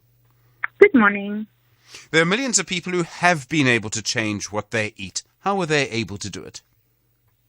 I think at the end of the day, linking to what was previously discussed, is some tips that are a bit more practical and individualized is always best. So if it's something that you are struggling with personally, to go and see a professional. But what works for most of my clients is linking a new habit to an already existing habit. So if you want to change what you eat, linking something that is healthy to your unhealthy, in a sense, and making sure at the end of the day that it then slowly replaces the unhealthy. So at the end of the day, if we eat all different foods from all the different food groups in moderation and in the correct portion size, then there's not necessarily always a big chunk of food that needs to be excluded. Is it about sometimes changing your routine? People get into a routine. If you can make a change to your routine, you might end up eating better. Most definitely. I mean, it's the same with going to the gym. If you put out your clothes in the morning, you are more likely to go because you have something that's already doing the first step for you. So in that sense, linking it to family time or making sure that you take your vitamins directly after breakfast, or if you are someone who skips breakfast, to get something that's on the go. One of the things is also, people have spoken a lot about the cost of this, and this is a big factor. And I realize that fast food is usually expensive, and it used to be that buying something that had been made for you, so any kind of fast food, would be more expensive than making it at home. I think around the world that's actually changed now to an extent. How important is cost? Yeah, I think cost is what drives most of our food choices. At the end of the day, food is very expensive and we have to eat 3 to 5 times a day. So at the end of the day, doing things like buying fruits and vegetables that are in season, maybe opting for food that is frozen rather than fresh so that it lasts a bit longer. And there's quite a myth around frozen vegetables and fruit sometimes that it's not as nutritious, but actually when it's harvested, it's still at its prime. So it does have a lot of nutrients for us. And in that way, it can be cost saving because there's less food waste. Making sure that you buy in bulk and maybe share with your neighbors. They buy the milk, you buy the meat, and you share it halfway or something like that. And then also, like we said, when you do cook and you use electricity or gas or anything, to cook for 2 or 3 days instead of just for 1 day, because then in that way you are also saving money on electricity and things like that. And there's just lots of small little things we can do. And at the end of the day, if we buy less unhealthy or processed or high fatty foods, we will inevitably have more money for healthier whole grain foods. Is there a link between exercise and diet? And what I mean is, I've found sometimes in my own experience, if I do a bit of exercise before breakfast, I eat a healthier breakfast. If I don't, I will eat quite a bad breakfast. I understand. I think in that regard, there's no scientific evidence backing it. So more often than not, I find that it's quite psychological. So if you are already putting in the time and doing exercise for your body, you are more inclined to feed it with nutritious food in order to not lose the gains that you have made now from working out or going to the gym or jogging or just cleaning the house and dancing. There are many times or many sorts of physical activity, and I think that's sometimes also what stops people because they think they need to have money to go to the gym. But if you walk around the couch while you're watching TV, that's also exercise. I mean, a lot of people try and do as much exercise as they can watching TV, and it really does kind of work. Do you find that when people actually do change what they eat, they see results? It's not just how they look, which is why I think most people do it, but they feel better, they feel healthier? Yeah, I think the first goal should also be that you want to feel more energized, which is something a lot of us struggle with. And important to know that, like we said previously, your stress and everything like that influences the way you eat. So managing time, being mindful while you are eating, because what happens, we are so busy, so we tend to overeat because we're either watching TV or we're at work or we're staring at the laptop, and we're not always realizing that we are actually eating. So mindful eating has come to the forefront quite a lot, which just means that you are present while you are eating and you are enjoying the food and smelling the food and things like that. So it can sound quite silly, but at the end of the day, things like that also make a big difference. Elske Rich, thanks very much indeed. Spokesperson, dietitian and spokesperson for the Association of Dietetics in South Africa. My thanks also to Pamela Naidu, Chief Executive Officer at the Heart and Stroke Foundation. And starting us off today, Nomzamo Dlamini, the PhD candidate at the University of Pretoria's Department of Consumer and Food Sciences. Really interesting conversation. Why do we eat what we eat? Plenty to come through the day this morning. Kathy is next. We will be with you tomorrow. The big speech tonight, of course, at 7 o'clock. From Stanza, Mdu, Melissa and Paul, myself, look after yourself. You with SFM. Leading the conversation. It's Thursday morning. It's 9 o'clock.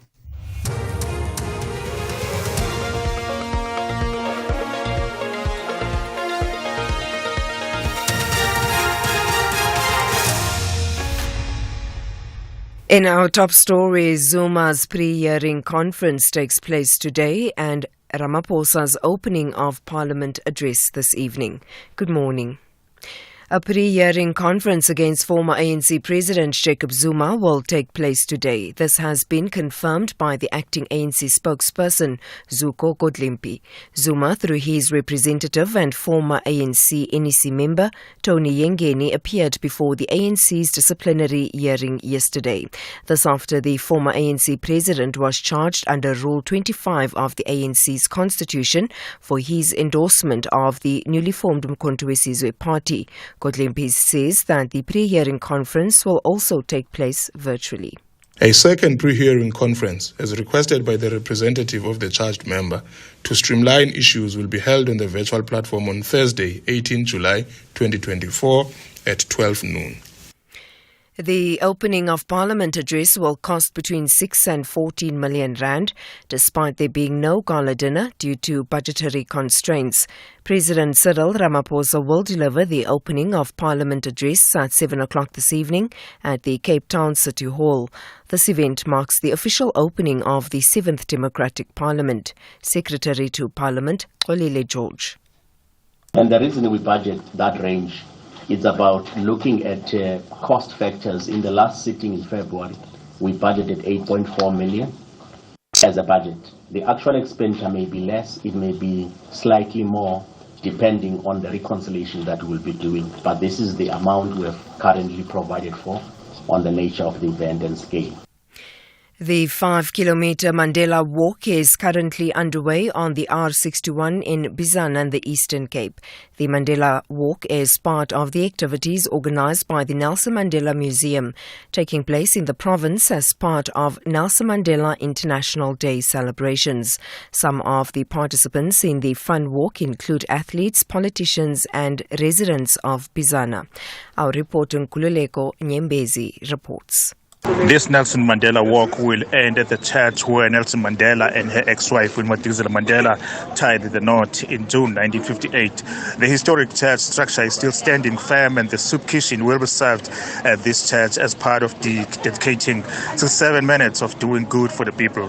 Nelson Mandela Museum and the Eastern Cape Provincial Government to dedicate 67 minutes by painting cracks, providing medical services, and also handing over warm blankets to the vulnerable people at Lutege. Renowned broadcaster and former SABC newsreader Masego Ezekiel Izzy Majila will be awarded an honorary doctorate by the Northwest University in Mahikeng. It is in recognition of his significant contribution to promoting and preserving the Setswana language. Majila, who started his career over 30 years ago as an on-air radio personality for Radio Setswana, which later became Motsweding FM, saw his exceptional broadcasting skills and language proficiency lead to his appointment as a Setswana sports commentator, as well as a primetime news presenter and bulletin editor for the SABC. SABC News Bulletin writer Thabo Motsiwa and Setswana language activist Khwitsi Modimo Silika had this to say about Majila's great contribution. Izzy Majila is one of the best Setswana news anchor. Having worked with him, it's an achievement. We learned a lot from him. He taught us a lot of things in terms of articulating the story on screen. He's a proud Setswana speaking person. His remarkable accomplishment in promoting Setswana through his work at the SABC has left an indelible mark on South African society, most especially Botswana in general. His voice and dedication to his mother tongue has always been an inspiration. And finally, Republican members of the U.S. Congress who attended a meeting by the FBI and Secret Services on the attempted assassination of former President Donald Trump have described the meeting was uninformative. House Speaker Mike Johnson have called for the resignation of the Secret Services head, Kimberly Sheetal. The BBC's Sarah Smith. There are obviously still a lot of unanswered questions about that extraordinary security failure, and Republicans here are understandably very angry about it. Kimberly Chitra will be grilled about all of this when she appears in front of Congress at 2 separate hearings next week. Multiple investigations into what went wrong are continuing, and of course, there are demands for more and more answers coming from Republicans here and across the country. Recapping the top story, a pre-hearing